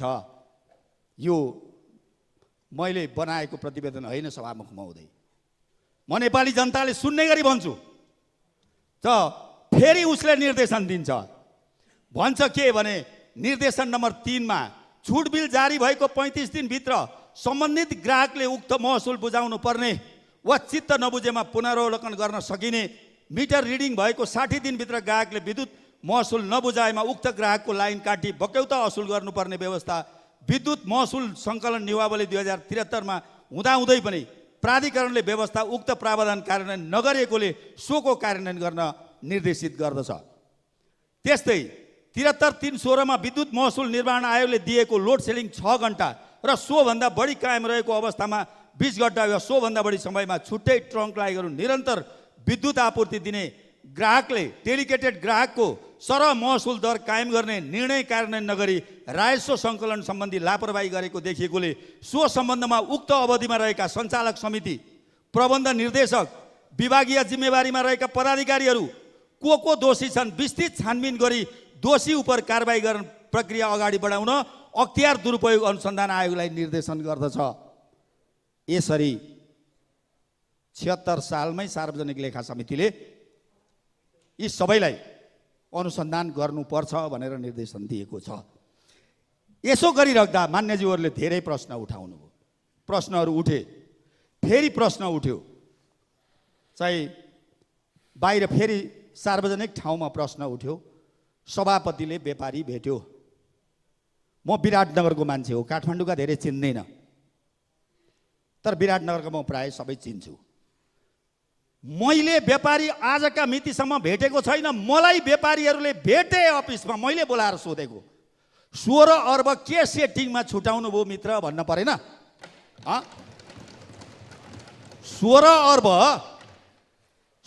अर्ब व्यापारीले छुट पाए, त्यो कसरी सेटिङ गर्नुभयो मित्र भनेर सोध्न परेन? मैले अफिसमा बोलाएर व्यवसायीहरूलाई सोधेँ कि राज्यको यत्रो ठुलो सम्पत्ति दुरुपयोग गर्ने यो पाइन्न, त्यसकारण कसरी गर्यो भनेर मैले बोलाएर सोधेँ। म यहाँ कतिपय कुरा सार्वजनिक गर्न मिल्दैन, तर हामीसँग केही सूचनाहरू पनि छन्। कत्रो आँट संसदीय इतिहासमा यति विघ्न उज्यालैमा आँट गर्न मिल्छ? सार्वजनिक लेखा समितिको छलफलमा रहेको अथवा महालेखाले बकौता देखाएको विषय सार्वजनिक लेखा समितिले छलफलै नगरिकन सरकारले छुट दिन मिल्छ? दिएको देखियो। त्यसकारण फेरि अर्को प्रश्न उठ्यो। सभापतिले निर्णय गर्दै थियो, हामीले रोक्यौँ। म सभापति हो, बैठक बस्यो, हामीले एउटा निर्णय गरेका छौँ सार्वजनिक लेखा समितिमा। सबै समितिका साथीहरूलाई जानकारी छ, कानुन, तथ्य र प्रमाण तीनटा वस्तु नजुटाइकन हामी कुनै पनि निर्णयमा जाँदैनौँ। अरू समितिहरूले के गर्नु भएको छ मलाई यो विषयमा थाहा छैन, तर हामीले यो निर्णय हो हाम्रो। त्यसकारण माननीयज्यूहरूले बोल्नुभएका सबै चिज सचिवालयले टिप्नु पर्यो कि परेन? टिप्यो। मेरो सचिवालयले पनि टिप्यो, मैले पनि टिपेँ, अरू केही साथीहरूले पनि टिप्नुभयो। एउटा टिपोट बनाइयो। मलाई थाहा थिएन, म त गाउँको गोविन्दपुरको मान्छे, मोरङको मान्छे। माननीयहरू जो मसँग चासो राख्नुभयो त्यो टिपोट मैले 2-3 जना साथीभाइलाई दिएकै हो, म झुट बोल्दिनँ। त्यसमध्ये एकजना माननीयले मसँग माग्नु भएको होइन, मैले आफै दिएको। माननीय राप्रपाको अध्यक्ष राजेन्द्र लिङदेनलाई। किन दिएँ भन्दा पूर्व मन्त्री पनि हो, मलाई अलिकति विश्वास पनि लाग्छ, दिए। ती 4-5 जना जसले चासो लिनुभयो, जसलाई मैले पनि विश्वास गरेर दिएँ। त्यो टिपोट यो 4 जना मध्ये कसले पुर्याउनु भयो मलाई थाहा छैन, तर मैले सोचिनँ नि त्यो एकजना माननीय व्यापारी र प्राधिकरणको दलाल पनि माननीय हुँदो रहेछ नि त। मलाई त्यो विषय त थाहा थिएन। मैले त समितिमा छलफलका लागि सुझाव दिनुहोस् मित्र, माननीयहरूले यसो बोल्नुभयो, उजुरीमा यो चिज उल्लेख छ, यो विषयवस्तुहरू अहिले कडा ढङ्गले मान्यज्यूहरूले राखिराख्नु भएको छ, मान्य सदस्य व्यवसायीहरूले राखिराख्नु भएको छ। निर्धारण गरिएको समय 20 मिनेट हो, त्यो 20 मिनेट भइसकेको छ। म छोटैमा सकिहाल्छु, सही सामान्य हो। त्यसो हुँदा मैले केही विषयवस्तु दिएँ। हामीले देख्यौँ ऊर्जा मन्त्रालयका सहसचिव दिनेश घिमिरेले उहाँ आफ्नो प्रतिवेदनमा प्रष्ट भन्नुभएको छ, टिओडी डाटा डाउनलोड गरी अध्ययन विश्लेषण गरी विज्ञहरूसँग छलफल गरी निर्देशन दिएको भनेको छ। त्योभन्दा पछि त्यो चाहिँ टिओडी डाटा डाउनलोड प्रोफाइल कहाँ हरायो? कसले हरायो? त्यसको जिम्मेवार को? व्यवसायीले तिर्नुपर्ने सडक बत्ती, विद्युत, लस यी सबैलाई जोडेर प्राधिकरणले आम्दानी बनायो भन्ने मान्यज्यूहरूले उठाउनु भएको छ। यो विषय छलफलको विषयवस्तु छ। देशभरि आवश्यक पर्ने विद्युत सामग्रीहरू प्राधिकरणका जिम्मेवार व्यक्तिहरूको, कम्पनीका निश्चित व्यक्ति भाइ बारदारहरूसँग बाहेक अरूसँग देशभरि कुनै पनि प्राधिकरणका सामग्रीहरू खरिद गर्न पाइन्न भन्ने छ। यो के हो? तल मान्यज्यूहरूले उठाउनु भएको छ। प्राधिकरणका आफूलाई आवश्यक पर्ने भन्दा धेरै सामग्रीहरू हेटौँडा र उत्यहाँ चाहिँ भक्तपुरमा सम्पूर्ण नेपालीलाई गिज्याएर बसिरहेछ। यी अरबौँका सम्पत्तिहरू झारले छोपेर कुहिएर किन बस्नु परेको छ? यस्ता थुप्रै विषयवस्तुहरू उठे। अन्तमा अख्तियारमाथि पनि प्रश्न उठेको छ। अख्तियारले 76 सालमा सार्वजनिक लेखा समितिले यति गम्भीर विषयमा अध्ययन गर्नुस्, विश्लेषण गर्नुस्, कारबाही गर्नुस् भनेर दिएको निर्देशन अख्तियारले पनि लामो समयसम्म राखेर जुन छलफल गरेन, कारबाही गरेन र आज यस्तो गम्भीर परिस्थितिको सृजना भयो। र चाहिँ अख्तियार जस्तो संस्थाले पनि नेपाली जनताले बुझ्ने गरी भन्न सक्नुपर्छ कि यो राज्यप्रतिको जिम्मेवार हुनुपर्छ र भ्रष्टाचार विरुद्धको यो अभियानमा एक चाहिँ लाग्नुपर्छ भन्ने त्यहाँ माग उठेको छ। त्यसो हुँदा अन्तमा मैले केही 2-3 विषयवस्तु छोडे। सभामुख महोदय, मसँग तथ्य छन् र प्रमाण छन्। यी मेरा भनाइहरू असत्य कसैले प्रमाणित गरिदिनुस्। असत्य प्रमाणित गरिदिनु भए मलाई टुडी खेलमा झुन्ड्याउनुस्, म तयार छु। यहाँ यी कागजहरूले बोल्छ। त्यसैले इमानको चरित्र हत्या गरेर भ्रष्टहरूको पक्ष पोषण गर्ने सबैप्रति यो सिङ्गो संसदमा नेपालीले सुन्ने गरी मुर्दाबाद छ, मुर्दाबाद छ। धन्यवाद। अब माननीय सदस्य महेन्द्रबहादुर साई, समय 14 मिनट। त्यसपछि माननीय सदस्य असीम शाह। सम्माननीय सभामुख महोदय, यो बङ्गलादेशबाट सुरु भएको यो मौसम नेपाली भूमिमा प्रभाव चाहिँ पार्दै आइराखेको चाहिँ छ। त्यसै गरी अब बङ्गलादेशबाट सुरु भएको राजनीतिक फेरि अर्को मौसम नेपाली भूमिमा नआइपुगला भनेर अहिले भन्न सकिने अवस्था चाहिँ छैन। आज देश दिन प्रतिदिन सङ्कटमा छ र यो नेपालको भू राजनीतिले प्रत्यक्ष या अप्रत्यक्ष रूपमा नेपालमा प्रभाव पारिराखेको चाहिँ छ। अहिले तमाम चाहिँ नेपालका युवाहरू निराशामा बाँचिरहेका चाहिँ छन् र यो निराशाले केही समय पलायनतातिर चाहिँ लग्यो। नेपाली युवाहरू पलायन भएर विदेशतिर चाहिँ जानेहरूको लहर छ र युवाहरूमा देखाएको पलायनताले देशमा राजनीति गर्ने राजनीतिक दलहरूको हालिमुहाली अर्थात् चुरीफुरी यहाँ चलिरहेको चाहिँ छ र नेपाली जनताहरूको यो निराशा लामो समय निराशामा रहिरहन अवश्य पनि सक्दैन। यो युवाहरूमा देखिएको निराशा यदि भोलि आवेग र आक्रोशमा बदलियो भने यो देशको चाहिँ हकीकत के होला? एकपटक नेपालका सबै दलहरूले यो विषयमा गम्भीर चिन्तन र मनन गर्नुपर्ने आजको आवश्यकता देखिन्छ। यसका लागि धेरै छलफल हुने गरेका चाहिँ छन्।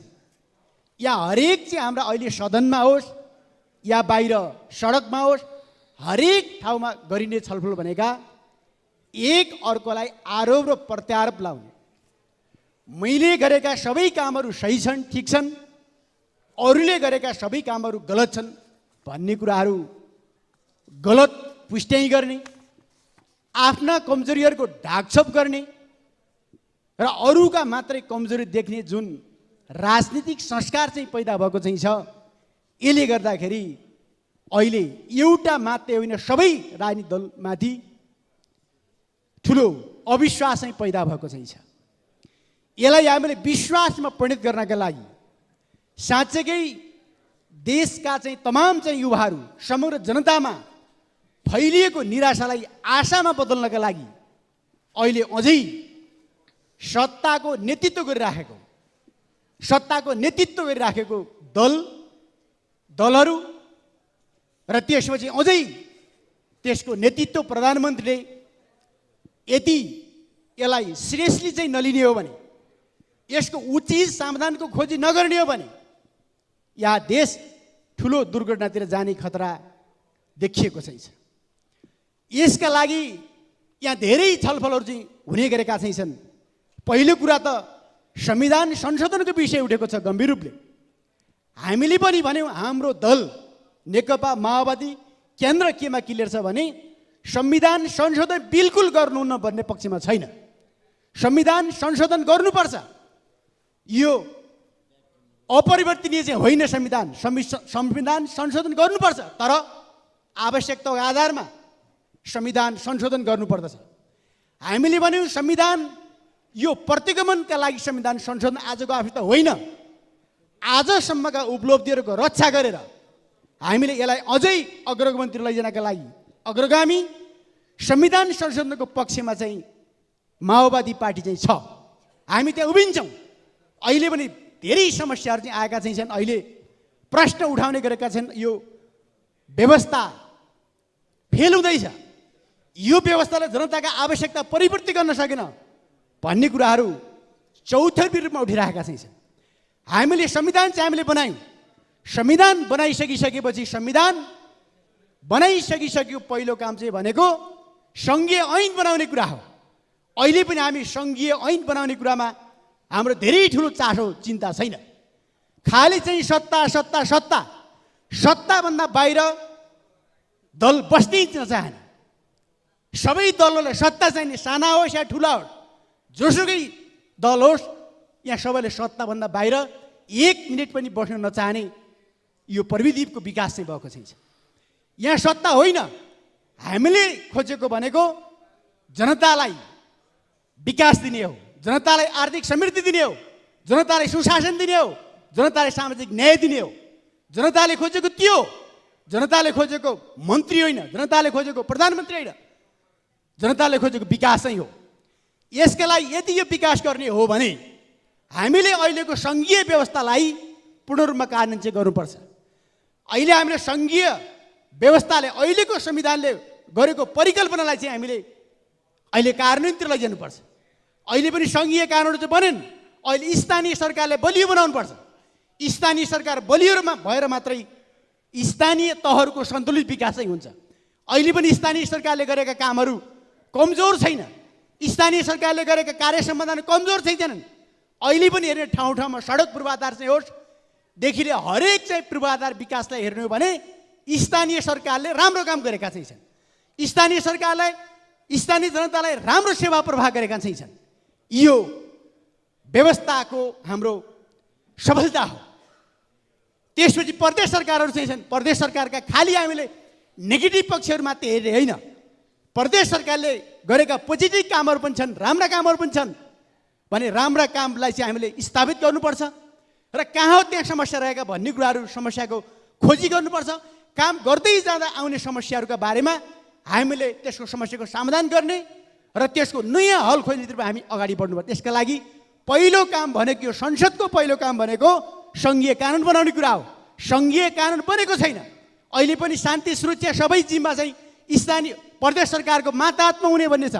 अहिले पनि हामीले प्रहरी ऐन बनाएका छैनौँ। अहिलेसम्म कुनै पनि सरकार चाहिँ उनीहरूले प्रहरीहरू प्रदेश सरकारले हस्तान्तरण गर्न सकेका चाहिँ छैनौँ। त्यसपछि निजामती ऐन चाहिन्छ। अहिले पनि प्रदेश सरकार र स्थानीय सरकारहरूले आफ्नो चाहिँ प्रशासनिक काम कारबाही प्रभावकारी ढङ्गबाट चाहिँ कार्यान्वयन गर्नका लागि अहिले हामीसँग चाहिँ तपाईँको कानुन चाहिँ छैन।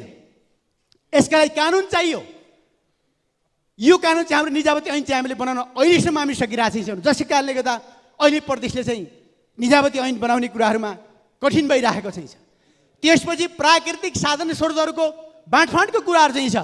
अहिले संविधानले चाहिँ अधिकारको बाँडफाँड गरेको चाहिँ स्थानीय तहको अधिकार, प्रदेश सरकारको अधिकार, सङ्घीय सरकारको अधिकार, साझा अधिकारका सवालहरू, यसका विषयमा अहिलेसम्म कुनै पनि हामीले निर्णय गर्न सकिरहेका छैनौँ। खालि स्थानीय सरकारले काम गर्न सकेन, प्रदेश सरकारले काम गर्न सकेन, यसलाई भङ्ग गर्नुपर्छ भन्ने आवाजहरू मात्रै संसदमा उड्ने गरेका छैनन्।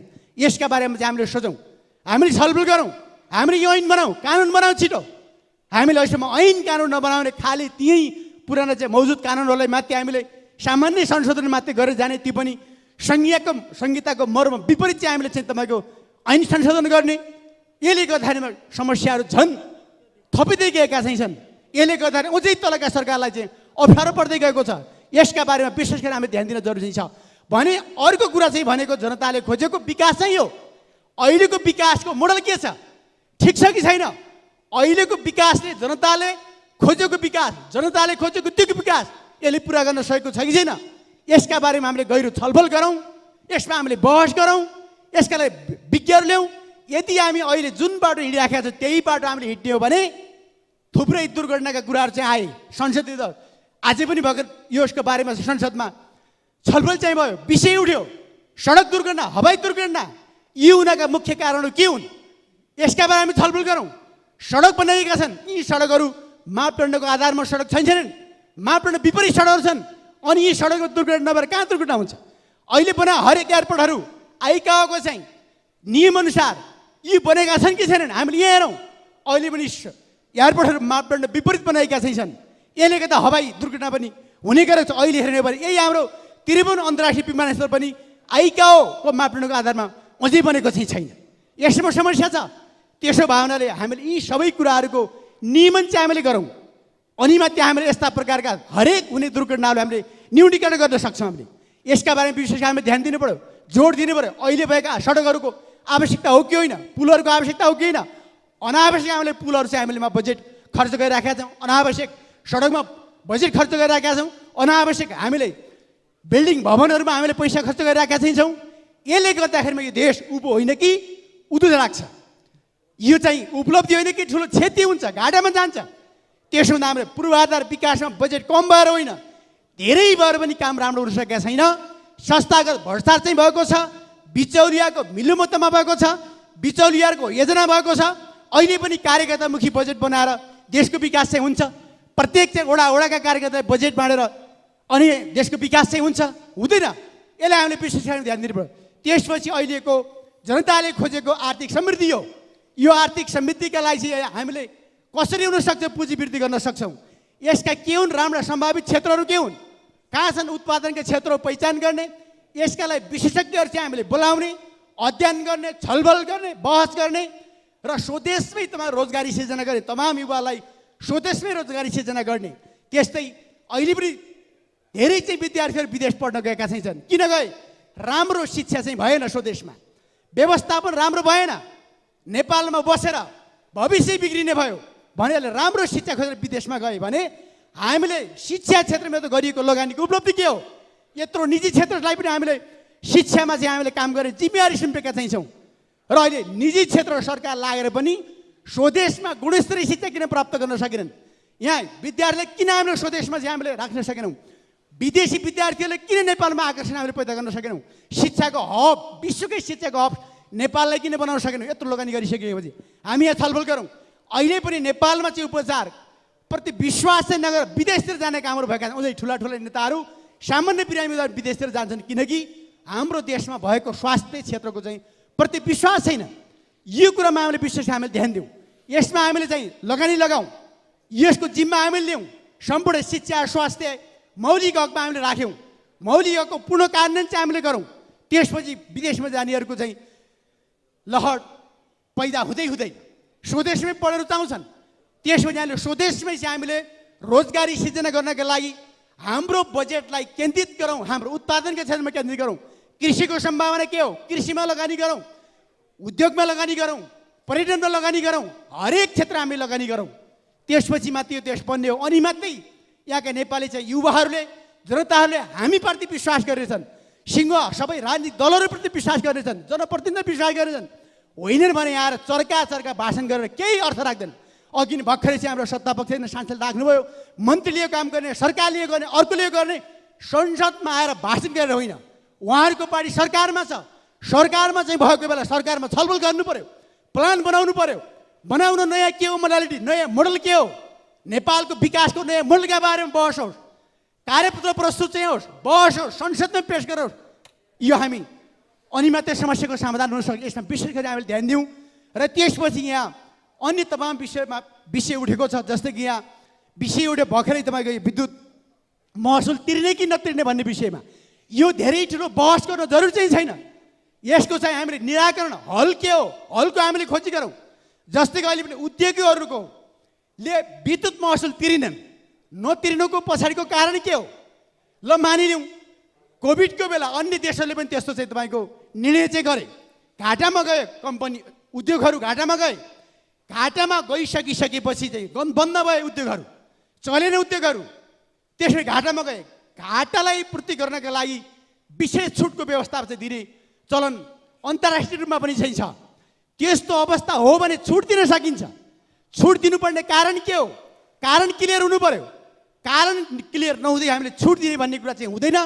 यसका लागि हामीले एउटा ठुलो हाम्रो एउटा परम्पराको विकास पनि भएको संसदभित्र केही सामान्य विषय उठ्ने बित्तिकै संसदीय छानबिन समिति भन्ने चलन चाहिँ छ। त्यसो हुँदा यत्रो विषय उठिसकेपछि हामीले संसदीय एउटा छानबिन समिति बनाऊँ। यहाँ कसैले हामीले चाहिँ कमजोरी गर्छ भने त्यसको ढाकछप गर्ने पक्षमा चाहिँ होइन। कसैको अपराधलाई कुनै पनि राजनीतिक दलले चाहिँ लुकाउनु हुँदैन। आफ्नै पार्टीको नेता किन नहोस्, यदि तपाईँको उहिले चाहिँ अपराध चाहिँ गरेको चाहिँ छ, अपराधिक गिरागाबीले गरेको चाहिँ छ भने कानुनी दायरामा ल्याउनै पर्छ, त्यसलाई जोगाउनको लाग्ने होइन। त्यसो हुँदा अहिले गम्भीर चाहिँ प्रश्न उठेको चाहिँ छ सरकारलाई, सरकारको अगाडि प्रश्न खडा भएको चाहिँ छ। त्यो प्रश्न भनेको अबको सरकारले सुशासनको मामिलामा के गर्छ, अघिल्लो सरकारले गरेका कामलाई निर्ता दिन्छ कि दिँदैन, अहिले चाहिँ खोलिएका फाइलहरूको बारेमा के गर्छ भन्ने कुराको प्रश्न जनताले उठाएका छन्। यसको गतिलो जवाफ अहिलेको सरकारले दिन सकेन भने सरकारप्रति फेरि तपाईँको अविश्वास पैदा हुनेछ। यसका लागि विशेष गरी ध्यान दियोस् र समग्र अहिले जनतामा पैदा भएको निराशालाई चाहिँ उत्साहमा कसरी बदल्ने, होल चाहिँ राजनीतिक दलहरू विश्वास चाहिँ कसरी पैदा गर्ने भन्ने कुराहरूमा विशेष गरी काम गर्नका लागि हामी नेगेटिभ चाहिँ सोच भएर होइन, हामी सबै चाहिँ दलहरूको पोजिटिभ चाहिँ सोचसहित राष्ट्र निर्माण नै हाम्रो अभियान हो। योभन्दा दायाँ हाम्रो कुनै पनि चाहना स्वार्थ छैन भन्ने सोचका साथ काम गरौँ अनि अगाडि बढौँ। त्यसभित्रमा चाहिँ देशको भविष्य छ। धन्यवाद। माननीय सदस्य असीम शाह, समय 5 मिनट। त्यसपछि माननीय सदस्य रोशन कार्की। सभामुख महोदय, फेसबुकमा एउटा चर्चित समूह छ युवाहरूको, मेनस्ट्रुम रिलोडेड अथवा एमआरआर भन्ने। त्यहाँ अस्ति कसैले सोधिरहेका थिए देशभित्र बस्दा ठिक कि विदेश जानु ठिक, अनि अधिकांशको कमेन्ट त्यहाँ थियो विदेश विदेश विदेश विदेश। त्यो पोस्टमा आउने लगभग कमेन्ट त्यस्तै नै थियो। आज जो कोही पनि 12 कक्षा सकेर विदेश जाने चाहिरहेका छन्, युवा पलायनको महामारी नै चलिरहेको छ। सभामुख महोदय, मेरा उमेरका अधिकांश साथीहरू विदेशमा छन्। उनीहरूलाई नेपाल जोड्ने एउटै कडी भनेको उनीहरूको 12 आमा हुन्। यो कडीको मृत्यु भएमा उनीहरूलाई नेपालसँग मतलब पनि हुनेवाला छैन। र अर्को, अहिले जुङ्गाको रेखी नबस्दै देश छाड्नेहरूको लर्को छ। के देखाएर हामी उनीहरूलाई यो देशमा बस्न बोलाउने? फर्किएकाहरूको पनि हामीले व्यवसायमा कति गाह्रो बनाइदिइरहेका छौँ व्यवसाय गर्नेलाई। राजनीतिमा केही गर्नेहरूको लागि सुमना श्रेष्ठको जस्तो हालत बनाउन खोजिरहेका छौँ हामी। विदेशबाट युवाहरू हामीलाई फर्किने वातावरण बनाउनु छ है रवि दाई भन्छन्, अनि म रवि दाईको अनुहार हेर्छु र म्युजिकल चेयरमा नाचिरहेका 3 जना नेतृत्वको अनुहार सम्झिन्छु। मलाई लज्जा लागेर आउँछ।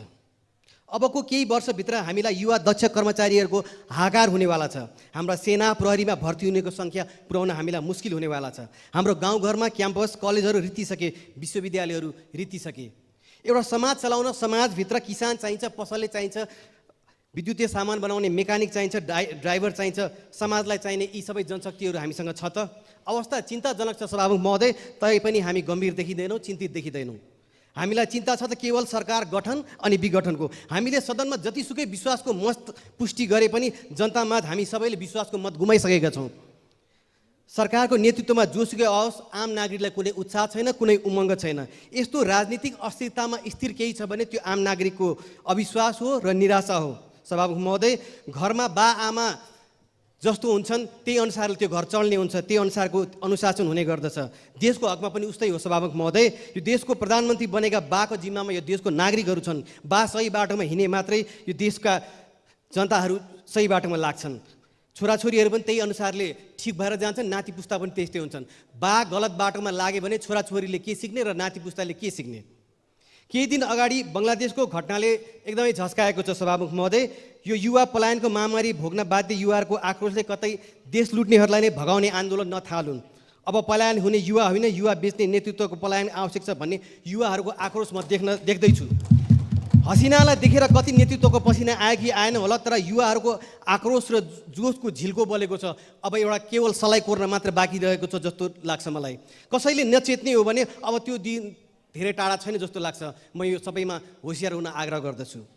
सदनमा एकजना मान्यज्यूले हामी सत्तापक्ष हुँदा दिनु भन्नु भाषण भएको मलाई खुब मन परेको थियो।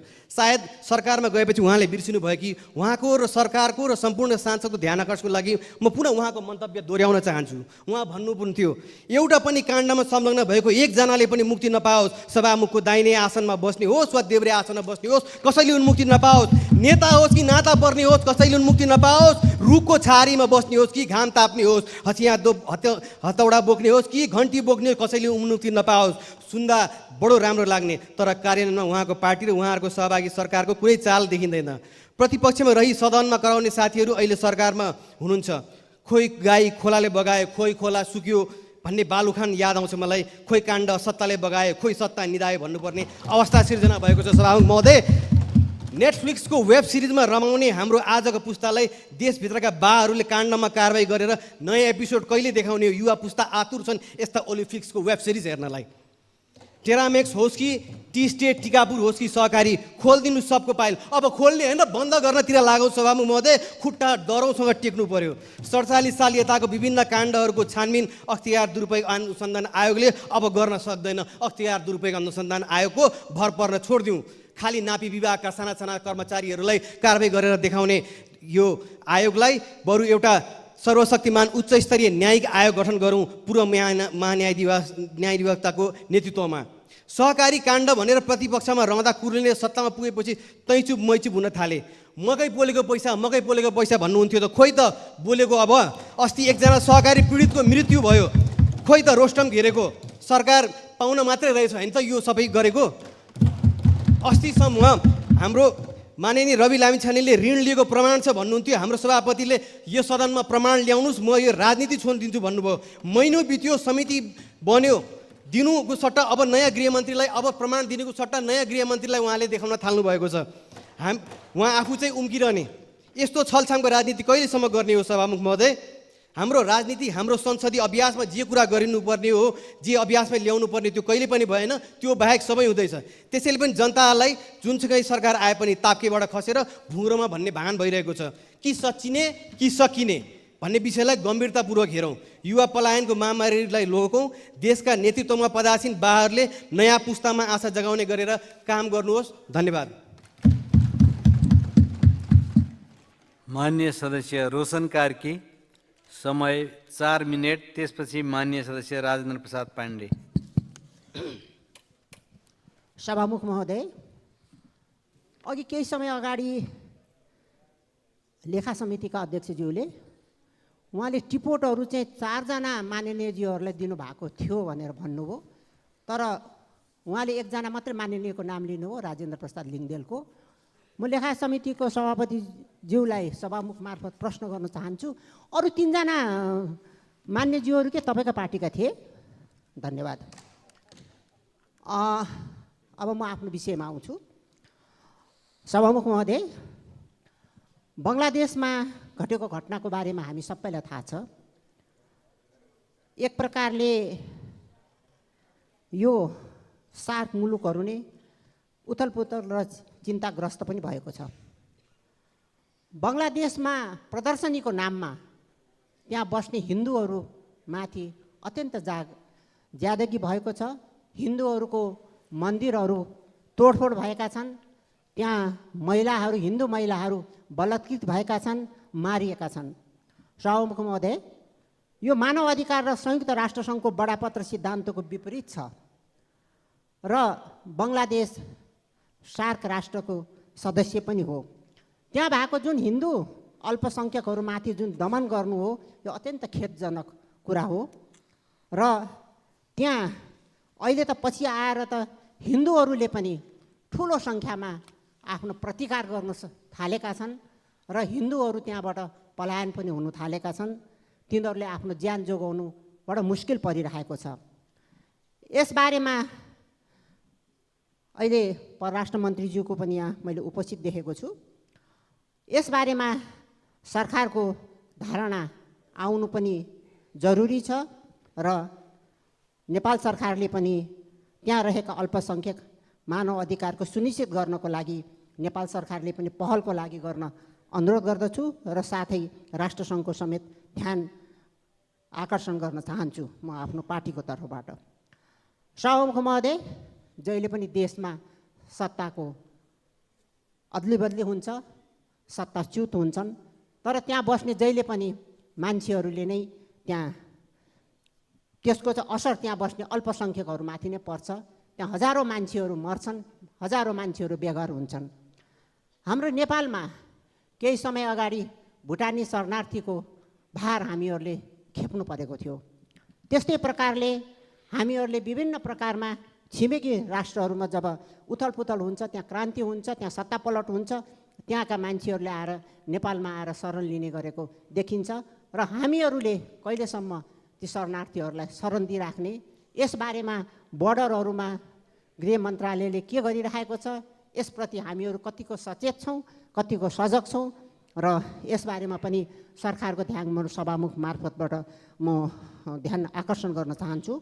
र साथै योभन्दा पहिले पनि त्यहाँ सेनाले पटक पटक सत्ता बङ्गलादेशमा हात लिएको छ। यो करिब मेरो विचारले 6औँ चोटि हो र त्यहाँ योभन्दा अगाडि जब बङ्गलादेश पूर्वी पाकिस्तानबाट बङ्गलादेश अलग भएको थियो त्यतिखेर पनि त्यहाँ 30औँ लाख मानिसहरू मरेका थिए र त्यस्तै प्रकारले त्यहाँ धेरै महिलाहरू बलात्कृत भएका थिए र भनिन्छ त्यहाँ 2 लाख त अवैध बच्चाहरूको पनि जन्म भएको थियो।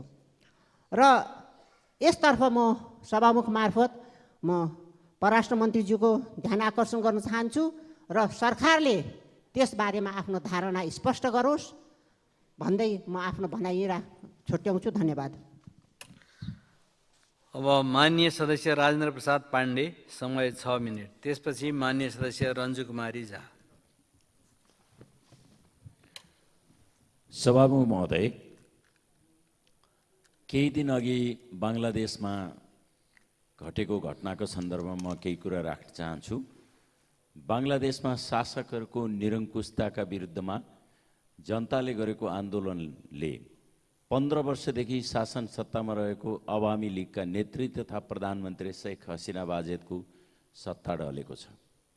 सत्ताको अहङ्कार, घमण्ड, प्रतिपक्षीहरू केही होइनन् भन्ने अहङ्कारयुक्त व्यवहारका कारण झन्डै 2/3 सिट संसद लिएर पनि हसिनाले सत्ताबाट हात धुनु परेको घटनाबाट मलाई लाग्छ संसारभरिकै शासकहरूले शिक्षा लिनुपर्ने हो भन्ने लाग्छ। पक्कै पनि नेपालका शासकहरूले पनि शिक्षा लिएकै होलान्।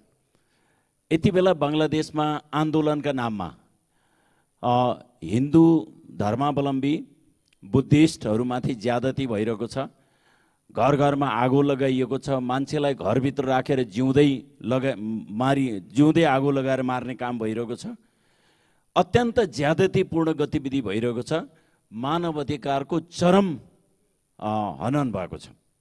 बाङ्लादेशमा हिन्दू बुद्धिस्ट धर्मावलम्बी जनतामाथि भइरहेको जुन ज्यादतीपूर्ण व्यवहार छ, यो व्यवहारको म घोर भर्त्सना निन्दा गर्न चाहन्छु र त्यहाँका जनताको बाँच्न पाउने अधिकारको रक्षाको लागि संयुक्त राष्ट्रसङ्घले पनि ध्यान पुर्याउनुपर्छ र हाम्रो देशको सरकारले पनि यसबारेमा केही बोल्न जरुरी छ भन्ने लाग्छ।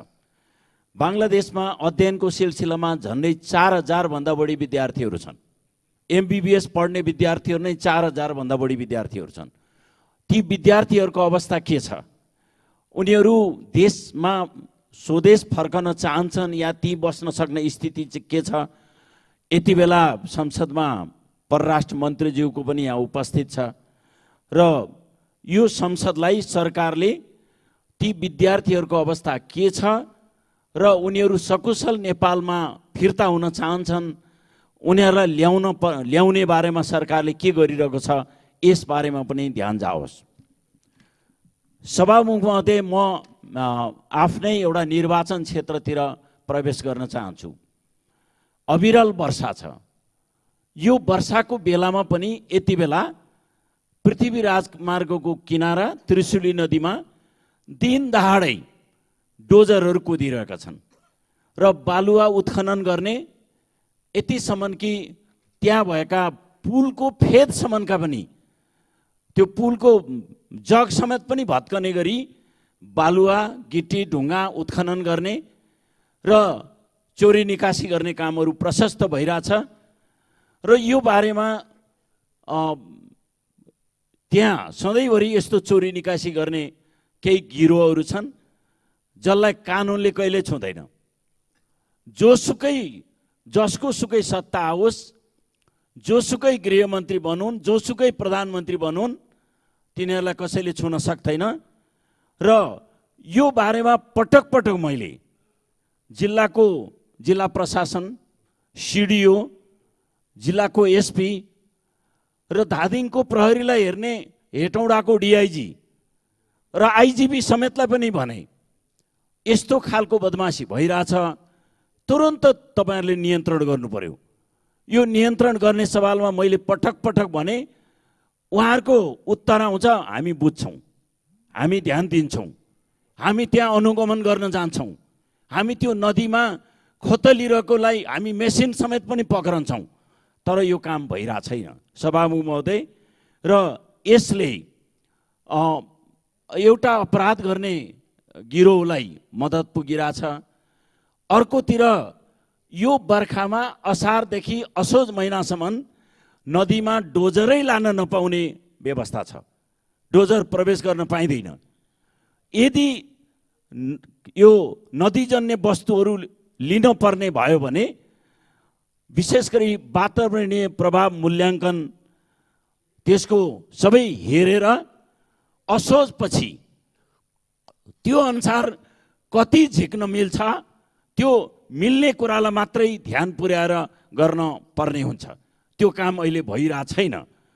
सभामुख महोदय, खास गरी यो सडक क्षेत्रमा गजुरी गाउँपालिका, गल्छी गाउँपालिका र त्यहाँका सडक छेउका मन्दिरहरू, अमलेश्वर मन्दिर, पञ्चकन्या मन्दिर, जिन्ते बगर, रुम्टा बगर, स्यालटार, 28 किलो जस्ता यो विभिन्न स्थानहरूमा अहिले पनि सभामुख महोदय यति बेला म यहाँ बोलिरहेको छु, यति बेला 10 वटा डोजरहरू त्यहाँ नदीमा पसिरहेछन्। 25 वटा ट्रकले, टिप्परले बालुवा बोक्ने कामहरू गरिरहेछन्। प्रशासन मुख दर्शक छ, कानमा तेल हालेर बसिरहेको छ। र म यति बेला यो पनि कुरा राख्न चाहन्छु,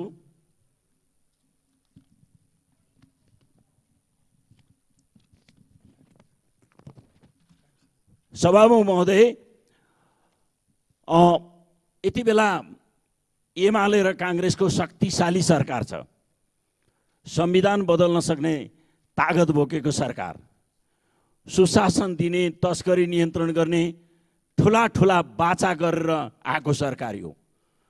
र त्यत्रो तस्करी यहाँ राजधानीको नाकैमा भइरहेछ। यही मात्र होइन, यही नाकढुङ्गा तल्लोपट्टि धुनीबेसी नगरपालिकाको वडा नम्बर 9 मा 12 महिना कुनै कानुनी बन्दोबस्त नगरिकन ढुङ्गा खानी चलिरहेछ। त्यहाँ कानुनी रूपले कहीँ बन्दोबस्त छैन, अवैध ढुङ्गा खानी चलिरहेछ। त्यो ल्याउने काम भइरहेछ। त्यसको संरक्षण प्रहरीले गर्छ। स्थानीय सरकारले यो गर्न पाइएन भनेर अनुरोध गर्दा पनि प्रहरीले त्यसमा तिनै तस्करहरूलाई साथ दिइरहेको हुन्छ। यस्तो खालको अवस्था छ। मैले एउटा कथन सुनेको थिएँ, हात्तीहरू मिले पनि जङ्गलको नाश, हात्तीहरू झगडा गरे पनि जङ्गलको नाश। दुईटा हात्तीहरू मिलेर सरकार बनाछन्, सबै कुरा हामी गर्छौँ भनिरहेछन्, तर अहिले यो खालको सिधा तस्करी भइरहेछ। प्रहरी प्रशासन संलग्न छ र यसलाई नियन्त्रण गर्न सक्ने तागत छ कि छैन? मान्य सदस्य समय सकियो। म सिध्याएँ सभामुख महोदय। नयाँ इनर्जेटिक गृहमन्त्री आउनु भएको छ। तत्काल आफ्नो मातहतका प्रहरी स्थानीय प्रशासनलाई बालुवा गिट्टी ढुङ्गाको तस्करी नियन्त्रण गर्न आदेश दिनुहोस्। आदेशको अवज्ञा गर्नेलाई कारबाही गर्नुहोस्। तस्करहरूले बगर छेउमा जम्मा गरेको बालुवा गिट्टी ढुङ्गा नियन्त्रणमा लिएर लिलाम बढाबड गरेर राज्य कोषमा आम्दानी बाँध्ने व्यवस्था होस्। धन्यवाद। माननीय रन्जु कुमारी झा, समय 6 मिनेट। त्यसपछि माननीय अब्दुल खान। सम्माननीय सभामुख महोदय, आज म यातायात विभागतिर जाँदैछु। हाम्रो एकान्त कुनाको यातायात विभागमा हिजो दिनभरि मेरो गाडीको रिन्युअल गर्न जाँदा फेरि फर्केर आयो सभामुख महोदय, काम नभइकन। काम किन भएन भने सर्भर डाउन। सभामुख महोदय, 4 देखि 5 घन्टा त्यहाँ बसेर फर्किँदा हामी सरकारलाई राजस्व दिन जाँदा पनि सरकारले हामीलाई फर्काइदिन्छ खाली हात त्यहाँ काम नगरेर। समस्या के त सर्भर डाउन। सभामुख महोदय, यो कसरी, अब यो समस्याहरू कसरी समाधान हुन्छ? फेरि ढिलो हामी गयो भने हामीलाई फाइन लाग्छ, टाइममा गयो भने सर्भर डाउन हुन्छ। अब यो समस्या कसको हो सभामुख महोदय? यतातिर सरकारलाई गम्भीर हुनलाई म धेरै एकदम गम्भीरतापूर्वक आग्रह गर्छु, नेपाल सरकार यसतिर ध्यान दियोस् कि अब पनि यो सर्भर डाउनको नाममा हाम्रो फेरि ढिलो गयो भने हामीसँग फेरि फाइन नलियोस्। सभामुख महोदय, अर्को विषय छ, आज बिहान पनि उठ्यो, हवाई दुर्घटना, अब चाहिँ सडक दुर्घटना।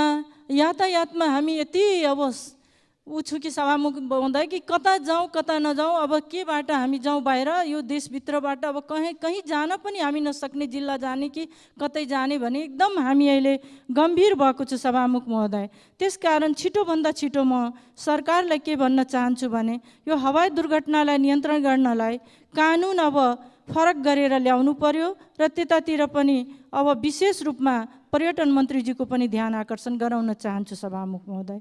त्यस्तै सभामुख महोदय, आजै हाम्रै पार्टीका मान्य सिराहाका मान्यजीले उठाउनु भयो, सिराहा जिल्लाका एक विद्यार्थी जो लिभरपुल कलेजबाट +2 पास गरेर अहिले त्यो युवा अरुण शर्मा बेपत्ता छ। त्यसको छिटोभन्दा छिटो सरकारले त्यसलाई छिटोभन्दा छिटो त्यसको जानकारी लिएर त्यसको परिवारलाई जानकारी दियोस्। त्यो बेपत्ता बालक या बेपत्ता युवा कहाँ हराएको छ त्यसको जानकारी छिटोभन्दा छिटो दिनलाई सरकारले म ध्यान आकर्षण गराउन चाहन्छु सभामुख महोदय। त्यस्तै एउटा कुरा अहिले मलाई भन्नै पर्ने बाध्य छु, यो नारायणघाट बुटवल सडक कहिलेसम्म निर्माण हुने सभामुख महोदय? लगभग 6 देखि 7 वर्षदेखि त्यो सुरु भएको सडक अहिलेसम्म सुन्दा 55% मात्रै सम्पन्न भएछ सभामुख महोदय, जबकि त्यो एउटा पर्यटकीयको लागि हब हो। त्यहाँबाट बुटवलबाट हाम्रो लुम्बिनी जाने त्यस्तो राम्रो त्यो बाटोको यति उपलब्धि छ नेपाल सरकारलाई, तर त्यो बाटोलाई किन गम्भीरतापूर्वक बनाइराखेको अवस्था छैन। अहिले लगभग 6 वर्ष कम्प्लिट भएर 7औं वर्षमा छौँ, तर 55% काम भएको छ सभामुख महोदय। बडो दुःखको कुरा छ। त्यो बुटवल नारायणघाट सडक अहिलेको अर्थमन्त्री बुटवलकै हुनुहुन्छ, म उहाँको गृह जिल्ला रूपन्देही हो, उहाँलाई म ध्यान आकर्षण गराउन चाहन्छु कि छिटोभन्दा छिटो त्यो बुटवल नारायणघाट सडकलाई सम्पन्न गराउनलाई। अब कुरा कहाँबाट उठाउँ सभामुख महोदय? संसदभित्र भ्रष्टाचारको कुरा धेरै उठ्छ। अहिले भर्खरै हाम्रो चाहिँ लेखा समितिका मान्यजीले सभापतिज्यूले धेरै राम्रोसँग प्रस्ट्याउनु भयो।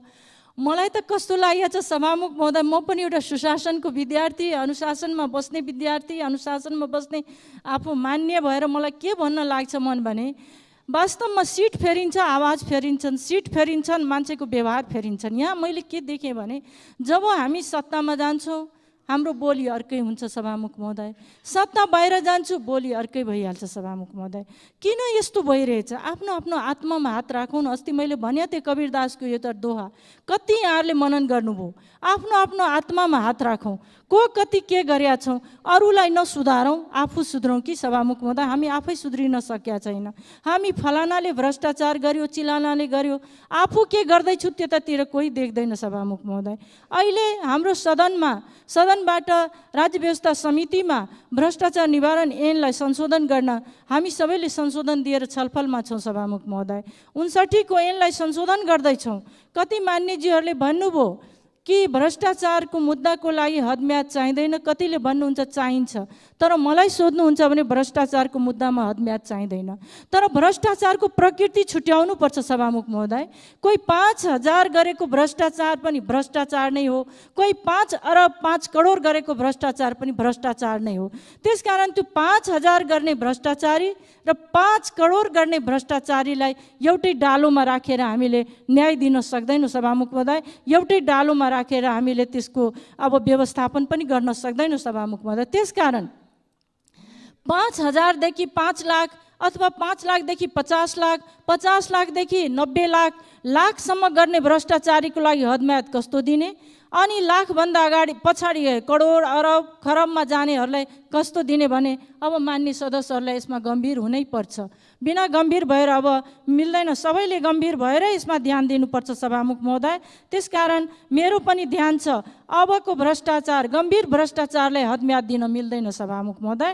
भ्रष्टाचार जीवनभरिको लागि भ्रष्टाचारी हुन्छ, उसको त्यो लत हो। त्यसको के भन्छन्, एउटा जस्तै कसैलाई रक्सीको लत हुन्छ, कसैलाई चुरोटको लत हुन्छ, कसैलाई भ्रष्टाचार गर्ने लतै लाग्या हुन्छ भने त्यसको जिन्दगीभरको लागि त्यो अपराधी ठहरियोस् भन्ने मेरो पनि ध्यान छ त्यतातिर सभामुख महोदय। किन तबसम्म हामी सुशासनको कल्पनै गर्न सक्दैन जबसम्म गम्भीर भ्रष्टाचारीहरूलाई गम्भीर अपराधीको रूपमा लिन सक्दैनौँ सभामुख महोदय।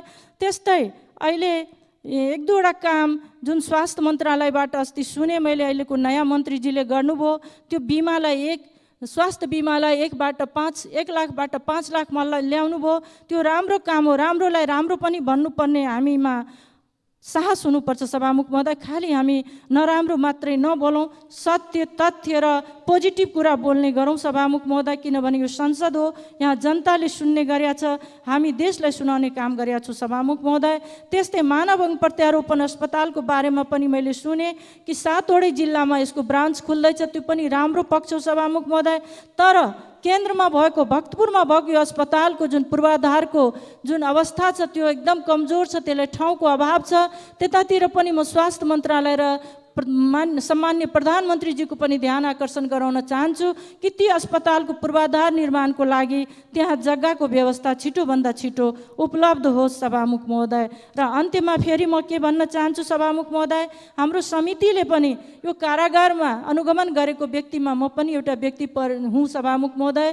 कारागारलाई व्यवस्थापन गर्नलाई पनि गृहमन्त्रीजीलाई हामीले पटक पटक ध्यान आकर्षण गराएको छु। देशको 72वटा कारागारमा लगभग 16,000 कैदी राख्ने क्यापेसिटी मात्रै छ, तर त्यहाँ मलाई लाग्छ 29,000देखि 30,000 कैदीहरूलाई राखेकोले कैदी व्यवस्थापन छिटोभन्दा छिटो गर्नलाई त्यहाँको पूर्वाधारलाई व्यवस्थापन गर्नुपर्छ र कारागार ऐनमा पनि संशोधन गरेर ल्याउनुपर्छ सभामुख महोदय। र अहिले जुन सङ्घीय निजामती ऐन बन्दैछ त्यसमा ढिला सुस्ती नहोस्, छिटोभन्दा छिटो सङ्घीय निजामती ऐन बनोस्, जसले गर्दा 3 तहको सरकारलाई हामी व्यवस्थापन गर्न सक्छौँ। संविधान संशोधन गर्नलाई अप्ठ्यारो छ, तर ऐन बनाउनलाई त्यति अप्ठ्यारो छैन। छिटोभन्दा छिटो सङ्घीय निजामती ऐन बनोस् र त्यस्तै प्रहरी ऐन 2012लाई पनि छिटो परिमार्जन र संशोधन गरेर अगाडि बढ्नलाई म नेपाल सरकारलाई ध्यान आकर्षण गराउँछु। धन्यवाद। माननीय अब्दुल खान, समय 6 मिनेट। त्यसपछि माननीय रामप्रकाश चौधरी। सम्माननीय सभामुख महोदय, निरन्तर बर्दिया जिल्लाका विभिन्न स्थान र गाउँ टोलमा पुगी जनतासँग विभिन्न समस्याहरूको विषयमा छलफल गरी विभिन्न प्रकारका समस्याहरू देखा परेको छ, त्यो म सम्पूर्ण सदनलाई जानकारी गराउन चाहन्छु। बर्दिया जिल्लाका उद्योगी, व्यवसायी तथा सर्वसाधारण जनताहरू अग्नि परीक्षा दिन बाध्य रहेका छन्। 80देखि 84-85 किलोमिटरसम्मको खुला तथा अव्यवस्थित सीमा नाकाको कारण स्थानीय बजारहरू मन्दीमा परेका छन्। उपभोक्ताहरू गुणस्तरीय वस्तु खान बाध्य रहेका छन्। ठुला ठेकेदारहरूले गरेका सरकारी कामकाजको पैसा पाएका छैनन्। डीईको पटक पटक सरुवा महिनै पछि सरुवाको कारण योजनाहरू अल्पत्र अवस्थामा छन्। सीमा नाकाका बासिन्दाहरू निरन्तर रूपमा भारतीय सुरक्षाकर्मीको गाली गलौज मारपिटका शिकार भइरहेका छन्। यस्ता कुराहरूलाई दुवैतिरका प्रमुख अधिकारीहरूले समस्या समाधान गर्नुपर्ने तर त्यो पनि नभइरहेको व्यापक जनगुनासो र आक्रोश रहेको छ। हाम्रो लागि राज्य छ कि छैन भन्ने अवस्थामा जनता पुगिसकेका छन्। भारतीय वनरक्षकबाट निर्घात रूपमा खुट्टा भाँचिएका टाउको फुटाइएका एकजना उदाहरणका रूपमा पात्र हुन् गुलरिया नगरपालिका 9 टेपरी गाउँको 23 वर्षीय खगेन्द्र सुनार। सुनारको खुट्टा र टाउको भाँचिएको र फुटाइएको छ। गरिबीको कारणले गर्दा औषधि किन्न नसक्ने सुनारको विषयमा भारतीय पक्षको डरको कारणले गर्दा कसैले गवाही दिन समेत मानिरहेको अवस्था छैन। सम्मान्य सभामुख महोदय, मलखादको लागि किसानहरूले ठुला ठुला लाइनमा लाग्दा पनि मलखाद पाइरहेको अवस्था छैन। बर्दिया जिल्लाको सदरमुकाम गुलरियामा रहेको छोटी भन्सार कार्यालय सीमा नाकादेखि 2-3 किलोमिटर भित्र भएको हुनाले सर्वसाधारण किसानहरूले आफ्नै खेतबारीमा फलाएका उब्जाएका अन्न सागपात फलफुल तरकारी वार्ड अध्यक्षको सिफारिस सहित गुलरिया बजारमा ल्याउँदाखेरि ती नेपाल प्रहरीको अत्याचार झेल्नुपर्छ। सम्मान्य सभामुख महोदय, 2080 चैत 30 गते जग्गाको लालपुर्जा बदरको निर्णयले मानिसहरू आत्महत्या गर्ने अवस्थामा समेत पुगेका छन्। पटक पटक भूमि आयोगहरू बन्नु, भूमिको व्यवस्थापन नहुनु, लालपुर्जाहरू वास्तविक भूमिहीन जनतालाई नदिनु दुःखद कुरा हो। नेपाल सरकारले तोकिए अनुसार विद्यालयको अनुपातमा शिक्षक दरबन्दी नहुनु, आवश्यक पंखा कम्प्युटर स्वच्छ खानेपानी लगायतका अति आवश्यक सुविधा नहुनुको कारण गर्दा विद्यालयहरू समस्यामा परेछन् र विद्यार्थीको अत्यधिक चापको कारणले गर्दा सम्मान्य सभामुख महोदय एकजना शिक्षकले 45 मिनटको समय हाजिरी गर्दामै बितिसक्छ। अनि हामीले गुणस्तरीय शिक्षा र 100% रिजल्ट खोज्नु मरुभूमिमा पानी खोज्नु सरा होइन र? बेरोजगारी र अशिक्षाको कारणले विभिन्न प्रकारका घरेलु हिंसादेखि लिएर अन्य हिंसामा महिला र बालबालिका बढी मात्रामा प्रभावित भएको देखिएको छ। मधेसी मुस्लिम र दलित समुदायका अत्यधिक विपन्नताको कारणले गर्दा महिलाहरू सिप तथा आयमूलक तालिमको व्यवस्थापन गर्नु अति आवश्यक रहेको छ। दाइजो प्रथा नियन्त्रण नभएको कारणले गर्दा विवाह योग्य भइसकेका बालिकाहरूको विवाह गर्न नसक्नु, अभिभावकहरू मानसिक असन्तुलनका शिकार भइरहेका छन्। युवाहरू काम नपाएको कारणले विभिन्न कुलतका शिकार भइरहेका छन्, जसले गर्दा सामाजिक अपराध बढिरहेको कुरा म सदनलाई जानकारी गराउन चाहन्छु। सम्मान्य सभामुखज्यू, बर्दिया जिल्लामा रहेको कारागारमा लगभग 400 भन्दा बढी कैदी बन्दीहरू छन्, जसमध्ये 280 जना जबरजस्ती करडीका मुद्दामा फँसेका छन्, जसमा 60 वर्षदेखि 80 वर्षसम्मका वृद्ध मानिसहरू समेत रहेका छन्, जबकि नेपालीहरूको सरदर आयु 71.3 वर्ष रहेको छ। जबरजस्ती करडी सम्बन्धीको ऐन कानुन अव्यवहारिक र न्यायोचित नभएको कारणले तत्काल दिगो र व्यवहारिक कानुन बनाउनु आवश्यक रहेको छ। यसको लागि सम्बन्धित मन्त्रालयले तत्काल विधेयक सदनमा पेश गरी समस्या समाधान गर्नुपर्छ। कारागारमा रहेका कैदी बन्दीहरूको लागि आवश्यक तालिम, औद्योगिकरण र बजारीकरणसँग जोडी कैदी बन्दीहरूको आय आर्जन वृद्धि गरी देशकै उन्नतिमा लगाउनु अथवा प्रयोग गर्नुपर्छ। कारागारलाई खेल मैत्री बनाई आवश्यक ल्याब र स्टेसनरीको व्यवस्थापन गर्नुपर्छ। साथै 12 बर्दिया र गुलरिया नगरपालिका जोड्ने पुल तत्काल निर्माण कार्य अघि बढाउनुपर्छ। यो अति आवश्यक रहेको छ। माथि उल्लेखित कुराहरू यसको अलावा विभिन्न ठाउँमा नरभक्षी बाघहरूलाई समातेर विभिन्न स्थानबाट बर्दिया राष्ट्रिय निकुञ्जमा ल्याएर छोड्ने काम भइरहेको छ। यसले गर्दा सीमावर्ती क्षेत्रका जनताहरू अत्यधिक पीरमा छन्, अत्यधिक चिन्तामा परेका छन्। त्यसकारण यी जनताहरूको रक्षाको निम्ति तारबार लगायतका व्यवस्थापन गर्नुपर्छ भन्ने सम्मान्य सभामुखज्यूलाई भन्न चाहन्छु। त्यस्तै 2063 साल जेठ र माघ महिनामा 1500 गरी 3000 कृषि प्राविधिक र पशु प्राविधिक देशभरि कृषि प्राविधिक र पशु सेवा प्राविधिक करार कर्मचारी भर्ना भई अझै देशभरमा 2156 जना कर्मचारी कार्यरत छन्।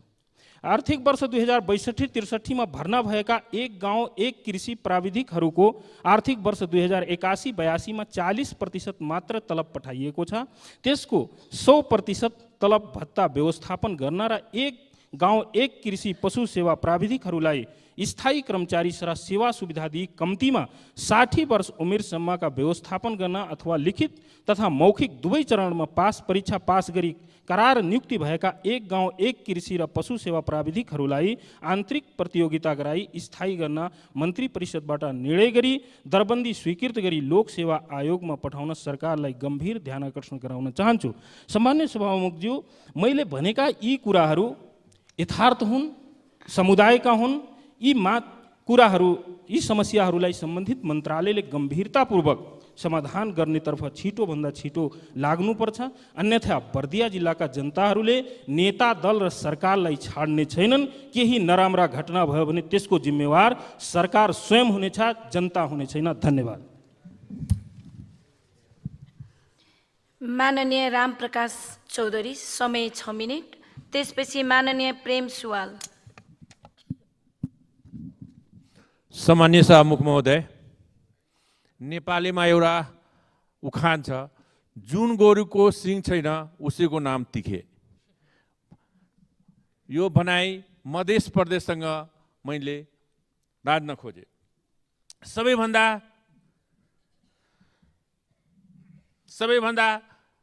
बजेटमा पनि कम पाएको मध्य प्रदेश र मन्त्री बनाउँदाखेरि सबै प्रदेशभन्दा बढी रेकर्ड नै काम गरेको छ। 20 जना मन्त्री बनाएर रेकर्ड काम गरेको छ सभामुख महोदय। त्यसैले यी 8 जना राज्य मन्त्रीहरूलाई तुरन्त बर्खास्त गर्नुपर्छ र अब प्रत्येक प्रदेशमा मुख्यमन्त्री सहित 7 जना मात्र मन्त्रीहरू राख्ने व्यवस्था संविधान संशोधन गरेर हुन्छ भने पनि त राख्नु पर्यो सभामुख महोदय। यस्तै सभामुख महोदय, स्मरण रहोस्, मधेसमा हरेक चिज मानव सूचकाङ्क पनि कम छ, शैक्षिक स्तरमा पनि साक्षरतामा सबभन्दा कमी, गरिबीको रेखाको मुनि पनि त्यहाँको जनता अरू प्रदेशको पक्षमा धेरै कम छ, बढी नै छ। त्यसैले यी कुराहरूले गर्दा पनि मधेस पछाडि परेको छ र जुन प्रदेशमा 10% प्रिपेड बजेट, कुनै पनि बजेट त्यो प्रदेशमा चाहिँ लिनु गयो भने मान्छे प्रिपेड गर्नुपर्छ सभामुख महोदय, 10%। त्यसपछि काम गरिसकेपछि पोस्ट पेड 10%। अनि कसरी काम हुन्छ सभामुख महोदय? त्यो प्रदेशमा चाहिँ मन्त्री ठुलो बनाएर रेकर्ड काम गरिरहेछ। त्यसैले त्यो मध्य प्रदेशको लागि त्यहाँ सम्बन्धित अख्तियार दुरुपयोग आयोगको पनि ध्यान आकर्षण गराए सरकार सभामुख महोदय। त्यहाँ खुला रूपमा प्रत्येक मन्त्रालयमा प्रिपेड बुझाउनुस् 10% अनि बजेट लिएर जाउनुस् भन्ने चलन छ। त्यहाँ अख्तियार कहाँ लुकिया छ, देखिया छैन र त्यसको परिणामस्वरूप त्यहाँका अर्थमन्त्रीहरू, एकजना अर्थमन्त्रीलाई 9 वर्षको सजाय भइसकेको छ र अर्को माथि पनि छानबिनले प्रमाणित गरिसकेको छ। र कमिङ अर्थमन्त्रीको के होला महोदय, त्यो चाहिँ हेर्दै जाउँला। त्यसैले सभामुख महोदय, मैले त्यहाँ सरकारको ध्यान आकर्षण गराउन चाहे। र त्यस्तै सभामुख महोदय, अस्ति यो तेस्रो सोमबारीको दिन खोटाङ जिल्लाको हलेसीमा प्रसिद्ध चाहिँ हलेसी मन्दिर हिन्दूहरूको आस्थाको केन्द्र रहेको त्यहाँ महादेवमा नेपाल र भारतदेखि धेरै श्रद्धालु भक्त तीर्थयात्रीहरू आउने क्रम जारी हुन्छ अब यसै क्रममा सभामुख महोदय, भारत सीतामढ़ी जिल्लाका रामानन्द प्रसाद, नितेश प्रसाद, दिलीप कुमार, अविनाश कुमार, मुकेश कुमार र आनन्द प्रकाश लगायत 5 जना व्यक्तिहरू छोटो सवारी साधनमा बर्दिवास तर्फबाट सिन्ली हुँदै हलेसी जाने क्रममा निजहरू अब के कस्तो अवस्थामा थिए? रोमान्टिक मुडमा थियो, नेपालमा आएपछि त्यतिकै रोमान्टिक मुड हुन्छ। ती यात्रीद्वारा त्यहाँका प्रहरीलाई, ट्राफिक प्रहरी या प्रहरीलाई चाहिँ दुर्व्यवहार भयो रे भनेर ती 5 जना व्यक्तिहरूलाई प्रहरीहरूले त्यहाँ जिल्ला प्रहरी कार्यालय आएर अपहरण तथा शरीर बन्धक मुद्दा लगाएको छ। सभामुख महोदय, भारतबाट बर्दिवास इन्डिया हुँदै हलेसी जाने मान्छेले कसरी अपहरण गर्छ? जबकि ठाउँ ठाउँमा प्रत्येक स्टपेजमा पुलिस चौकीहरू छ। सभामुख महोदय,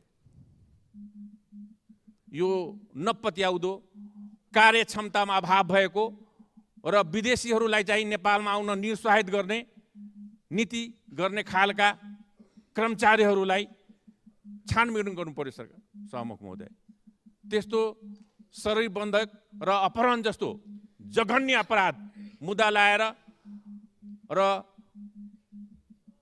विदेशी तीर्थयात्रीहरूलाई नेपालमा आउनलाई रोक लाउने, भड्काउने जस्ता कार्यहरू गर्ने त्यस्ता कर्मचारीहरूलाई कडा कारबाहीको म माग गर्न चाहन्छु र गृह मन्त्रालय तथा गृहमन्त्री मार्फत त्यो भारतीय तीर्थयात्रीले वास्तवमा अपहरण गरेकै हो कि 1-2 बोतल बियर खाएको हो, त्यतिमा त्यो भारतीयलाई शरीर बन्धक अपहरण, ज्यान भनेको ज्यान मारे सरहको सजाय हुन्छ। सभामुख महोदय, सर्वोच्च सहितको ज्यान मुदा बराबरको सजाय हुन्छ। त्यति कडा अपराध लाउनु भनेको पक्कै त्यहाँ कार्यरत कर्मचारीहरूको त्यो कार्यदक्षता, कार्यक्षमतामा प्रश्न उठ्न आउँछ। सभामुख महोदय, म यति भन्न चाहन्छु। धन्यवाद। माननीय प्रेम सुवाल, समय 5 मिनट। त्यसपछि माननीय चित्रबहादुर केसी। सभामुख महोदय, देश र जनताको हितका केही विषयमा सरकारको ध्यानाकर्षण गराउन चाहन्छु। कुनै पनि देशमा भ्रष्टाचारी, तस्करी, कालाबजारी, विदेशी पुँजीका दलाल, सार्वजनिक सम्पत्ति निजी बनाउने, हत्यारालाई मन्त्री बनाउनु त्यहाँका कार्यकारी प्रमुख राष्ट्रपति वा प्रधानमन्त्रीको दोष हो। कार्यकारी प्रमुख बनेका राष्ट्रपति वा प्रधानमन्त्रीले भ्रष्टाचारी र विदेशी पुँजीका दलाललाई मन्त्री बनाउलान् भन्ने विषय जनताले कल्पना पनि गरेका छैनन्। प्रधानमन्त्रीले बनाउने मन्त्रीहरूको पारिवारिक पृष्ठभूमि, के कस्तो पेसाका हुन्, सदाचार र भाषा देश सुहाउँदा नभएको जानकारी राख्नु जरुरी हुन्छ। नत्र प्रधानमन्त्री बन्नु भनेको फोहोर फाल्ने भाँडो, कन्टेनर बन्नु जस्तै हुनेछ। केही उद्योगीहरूले लोड सेडिङको बेला ट्रङ्क र डेडिकेटेड लाइनबाट बिजुली लगेको 31 अर्ब रुपियाँ असुल नगरे पनि प्रधानमन्त्रीले लाइन जोड्नु भन्नु यो बेठिक हो। असुल गरेर मात्र लाइन जोड्नु भनेर भन्नुपर्ने थियो।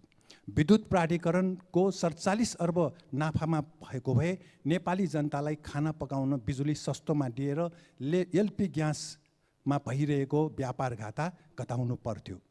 उद्योगीसँग विद्युत महसुल 31 अर्ब बक्यौटा उठाउनु पर्ने विषय मन्त्री हुँदा नबोल्ने मन्त्रीहरूबाट मन्त्री खुस्किएपछि बोल्नु यो ठिक छैन र त्यसकारण यसमा दोषमुक्त हुने उपाय लिनुहुन्न। यसकारण उद्योगीहरूसँग विद्युत महसुल बक्यौता 10 वर्षदेखि नउठाउने प्रधानमन्त्री र मन्त्रीहरूको घैघरानाबाट उठाउनु जरुरी छ। संसदहरूबाट संसदमा भ्रष्टाचार लगायतका देशका समस्याबारे यहाँ प्रस्तुत भइरहेको छ। यी समस्याहरू कुन मन्त्रीको पालादेखि सुरु भएको हो र ती समाधान गर्न के काम भयो, सम्बन्धित सबै पूर्व मन्त्रीहरूलाई पनि यहाँ बोल्न दिनु जरुरी छ। सभामुख महोदय, प्रधानमन्त्रीले म भ्रष्टाचार गर्दिनँ भन्नुको अर्थ अन्य प्रधानमन्त्रीले भ्रष्टाचार गर्नुभयो भन्ने अर्थ पनि लाग्छ। यसबारे पूर्व प्रधानमन्त्रीहरूसँग स्पष्टीकरण लिनु जरुरी छ। सरकार पक्षले अस्पताल शिलान्यास मात्र भएको, रुगाखोकी ज्वरो सङ्क्रमण बढेको, अस्पतालमा डाक्टर नपुगेको र दुर्गम क्षेत्रमा खाद्यान्न नपुगेको भन्ने गुनासो गर्ने होइन, गरेर देखाउने हो। नेपालीको सम्पत्तिको सीमाङ्कन, विदेशमा सम्पत्ति राख्न नपाउने कानुन नबनाइएको हुँदा भ्रष्टाचार बढेको र सुशासन कम भएको हो। भारतको संसदमा अहिले उद्योगी र व्यापारिक दुईजनाको नाम अडानी र अम्बानीको एकाधिकार भएकोमा विरोध भइरहेको छ। नेपालका अडानी र अम्बानी को हुन्, सरकारले सार्वजनिक गर्ने साहस गर्नु आवश्यक छ। भ्रष्टाचार नियन्त्रण विधेयकमा भ्रष्टाचारीलाई हडम्याट नराख्ने जुन प्रस्ताव सरकारको तर्फबाट आएको हो त्यो खोटपूर्ण हो। यो साथसाथै मन्त्री परिषदको निर्णयलाई नीतिगत मानेर भ्रष्टाचारीलाई कारबाही नहुने भए सुशासन कसरी कायम हुन्छ। सत्तापक्षका सांसदहरूले मन्त्रीलाई सुझाउने काम आफ्नो संसदीय दल र पार्टी बैठकमा गर्नु राम्रो हुनेछ। संसदमा त सरकारको बचाउ गर्ने हो। मन्त्रीले काम गर्न नसके संसदीय दल र पार्टीमा छलफल गरी हटाउने हो। संसदको 2/3 समर्थन भएको सरकार दाबी गरी टेबल थर्ताएर कसैलाई तर्साउने भनी दिउँसै रात पार्ने काम असम्भव हुन्छ। युवा विदेश पलायन भएका होइनन्, सरकारमा गएका संसदवादी दलहरूले युवालाई जबरजस्ती विदेश पठाएको हो। यसमा अहिलेसम्म मन्त्री भएकाहरू सबै दोषी हुनुहुन्छ। तारागाउँ विकास समितिको सरकारी 150 रोप्ने जग्गा 2049 सालमा निजी कम्पनीलाई प्रति रोप्ने 10 लाखमा बिक्री गर्ने प्रधानमन्त्री र मन्त्री लगायत गिरिबन्धु, टिकापुरको जग्गा, ललिता निवासको जग्गा र थबहीको सार्वजनिक कमल पोखरी, बाँसबारीको जग्गा, गोकर्ण रिसोर्टको जग्गा, सरकारी जग्गा सबै व्यक्तिगत बनाउने र व्यक्तिलाई पोस्नेहरू र सहकारीको 5 खर्ब रुपियाँभन्दा बढी ठगी गर्ने सबैलाई तत्काल कारबाही गर्नु जरुरी छ। सार्वजनिक लेखा समितिका सभापतिजीले उद्योगीसँगको 31 अर्ब रुपियाँभन्दा बढी बक्यौता असुलीबारे उद्योगीबाट प्राप्त सूचना सार्वजनिक गर्न नमिल्ने बताउनु भएको शङ्कास्पद भयो। सार्वजनिक गर्नु जरुरी छ। धन्यवाद। माननीय चित्रबहादुर केसी, समय 5 मिनट। त्यसपछि माननीय राजेन्द्र कुमार केसी।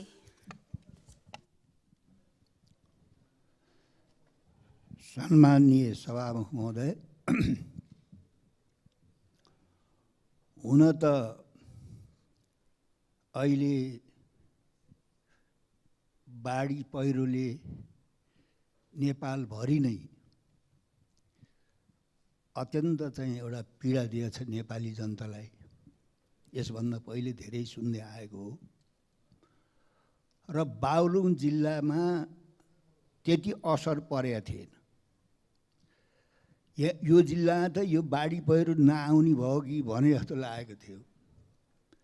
तर अब उसले प्रकृतिले त अब सबैलाई चाहिँ बराबर गर्दो रहेछ। यही श्रावण 22 गते बागलुङ जिल्लाको नेटा दर्लिङमा दिनको समयमा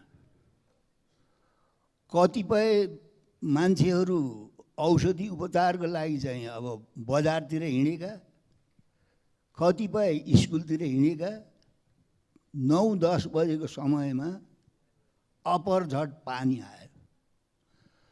पानी आएपछि मानिसहरू सुरक्षित देखेर एउटा घरमा तपाईँको चाहिँ ओत बस्न गए। त्यो ओत बस्न गइसकेपछि त्यो घरमा अपरझट माथिबाट पहिरो आएर त्यो ओत बसेको घरै नै सिद्ध्याएर लयो त्यो पहिराले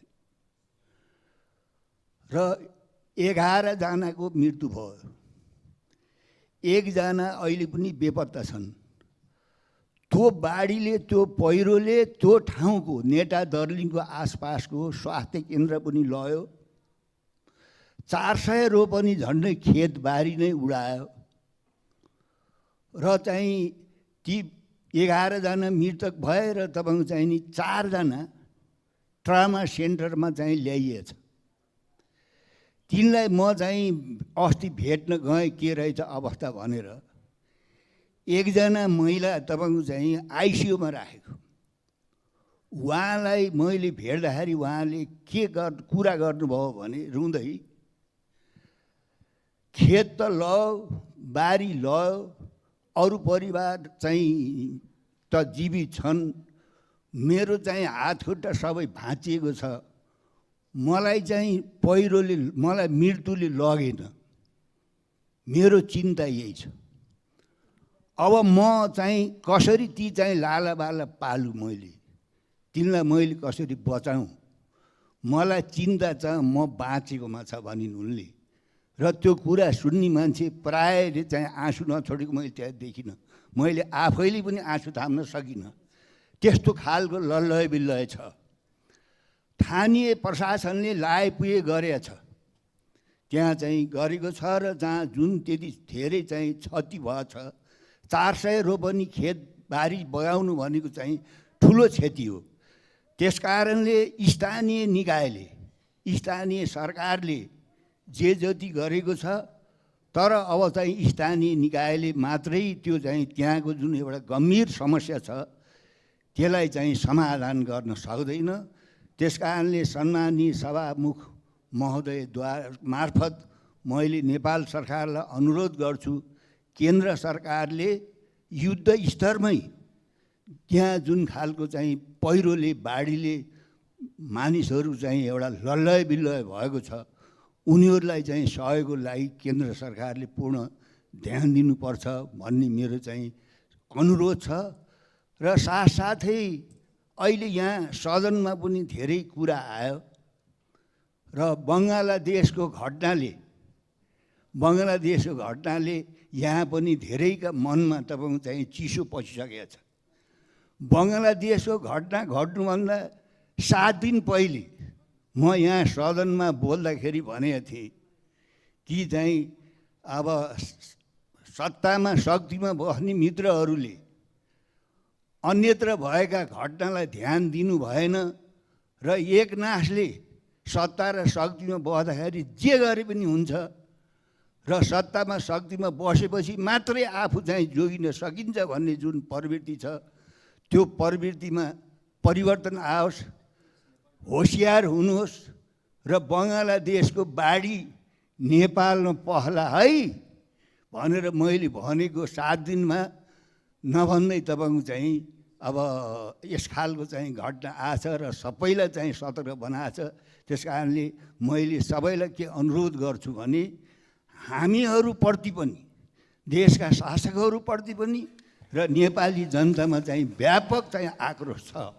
एउटा चाहिँ सजिलो कुरा यहाँ के भएको छ भने सडक आन्दोलन चलाउने नयाँ पिँढीहरूलाई हामीले बुद्धिमती पुऱ्याएर समयमै विदेश लखेटेको हुनाले अहिले तुरुन्त सडक तताउने विद्यार्थीहरू यहाँ छैनन्। त्यति कुरा तपाईँहरूलाई चाहिँ भाग्यले साथ दिएकै भन्नुपर्छ।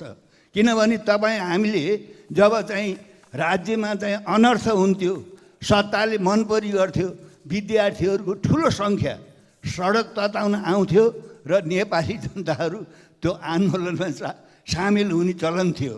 अब अहिले एउटा सौभाग्य अवसर तपाईँहरूलाई शासकहरूलाई के छ भने ठुलो सङ्ख्यामा विद्यार्थीहरू चाहिँ विदेशमा गएको हुनाले तुरुन्तै त्यो नयाँ पिँढी चाहिँ सडकमा आएर बङ्गालको स्थिति ल्याउने चाहिँ तत्कालै चाहिँ सम्भावना छैन। किनभने नयाँ पिँढीलाई त हामीले सबै पठाइसकेका थियौँ। त्यस कारणले नयाँ पिँढी नभए पनि जनताको आक्रोशलाई समाधान गर्नको लागि हामीले चाहिँ सचेत हौँ। धन्यवाद। माननीय राजेन्द्र कुमार केसी, समय 13 मिनेट। त्यसपछि माननीय तारा लामा तामाङ। सभामुख महोदय, केही दिनदेखि संसदमा एउटा एजेन्डा प्रवेश गरेको छ। त्यो एजेन्डा भनेको विद्युत महसुल बकौदा सम्बन्धको एजेन्डा प्रवेश गरेको छ। समितिको एजेन्डा संसदमा प्रवेश गरेको छ। समितिको निर्माण गर्दा गठन गर्दा समितिमा छलफलै नभएका कुराहरू पनि यहाँ आएका छन्। मलाई लाग्छ समितिको गठन जुन प्रक्रिया हो त्यहाँ पनि हामीले सर्वदलीय व्यवस्था गरेको कारणले यहाँ त्यहाँ छलफल नगरिकन यहाँ आउनु सर्वदा त्यो गलत हो भन्ने मलाई लाग्दछ। म पनि चाहिँ 10 वर्षदेखि लेखा समितिमा सम्भवतः म पहिलो सांसद हुँदा लगातार लेखा समितिमा मैले काम गरिरहेको छु र मलाई लेखा सम्बन्धी चाहिँ समितिका कार्यका सम्बन्धमा केही अवगत छ। सभापति भनेको एउटा सभापति मात्रै हो। सभापति भनेको अन्तिम निर्णयकर्ता पनि होइन। सभापतिको अधिकार भनेको एकमतको अधिकार मात्रै हो। यहाँ सभापतिको कुरा आइरहेछ, सिङ्गो समितिको कुरा आइरहेको छैन। यो अचम्मको एउटा परिदृश्य यहाँ आइरहेको छ। मैले बुझ्न सकेको छैन सभामुखमा। अहिले एउटा भाष्य तयार हुँदैछ। सत्ता पक्ष चाहिँ उद्योगीहरूको बकौता माफी गर्न चाहन्छ, प्रतिपक्ष चाहिँ उद्योगीहरूलाई तिराउन चाहन्छ भनेर एउटा भाष्य तयार गरिँदैछ, एउटा स्टन्टबाजी हुँदैछ। म भन्छु त्यो ठिक हो। 2080-1-27 मा आफू सत्ता पक्ष हुँदाखेरि चाहिँ करिब चाहिँ 16 अरब रुपियाँ चाहिँ छुट दिएको रहेछ। त्यो हामीसँग कागजात प्राप्त भएको छ। आफू सत्ता पक्ष हुँदाखेरि जुन छुट दिएको छ, अहिले अर्को सत्ता पक्ष हुँदा फेरि छुट दिन्छ कि भन्ने एउटा गहिरो आशंका प्रतिपक्षको होला। त्यो हुनसक्छ। तर एउटा कुरो के हो भने हामी कहाँ एउटा संवैधानिक निकाय छ जुन निकायलाई हामी महालेखा परीक्षकको कार्यालय भन्छौँ। उसले लेखा समितिको मुख्य काम कर्तव्य भनेको वार्षिक रूपमा नेपाल सरकारको आय व्यय ठिक ढङ्गले खर्च भयो कि भएन, राजस्व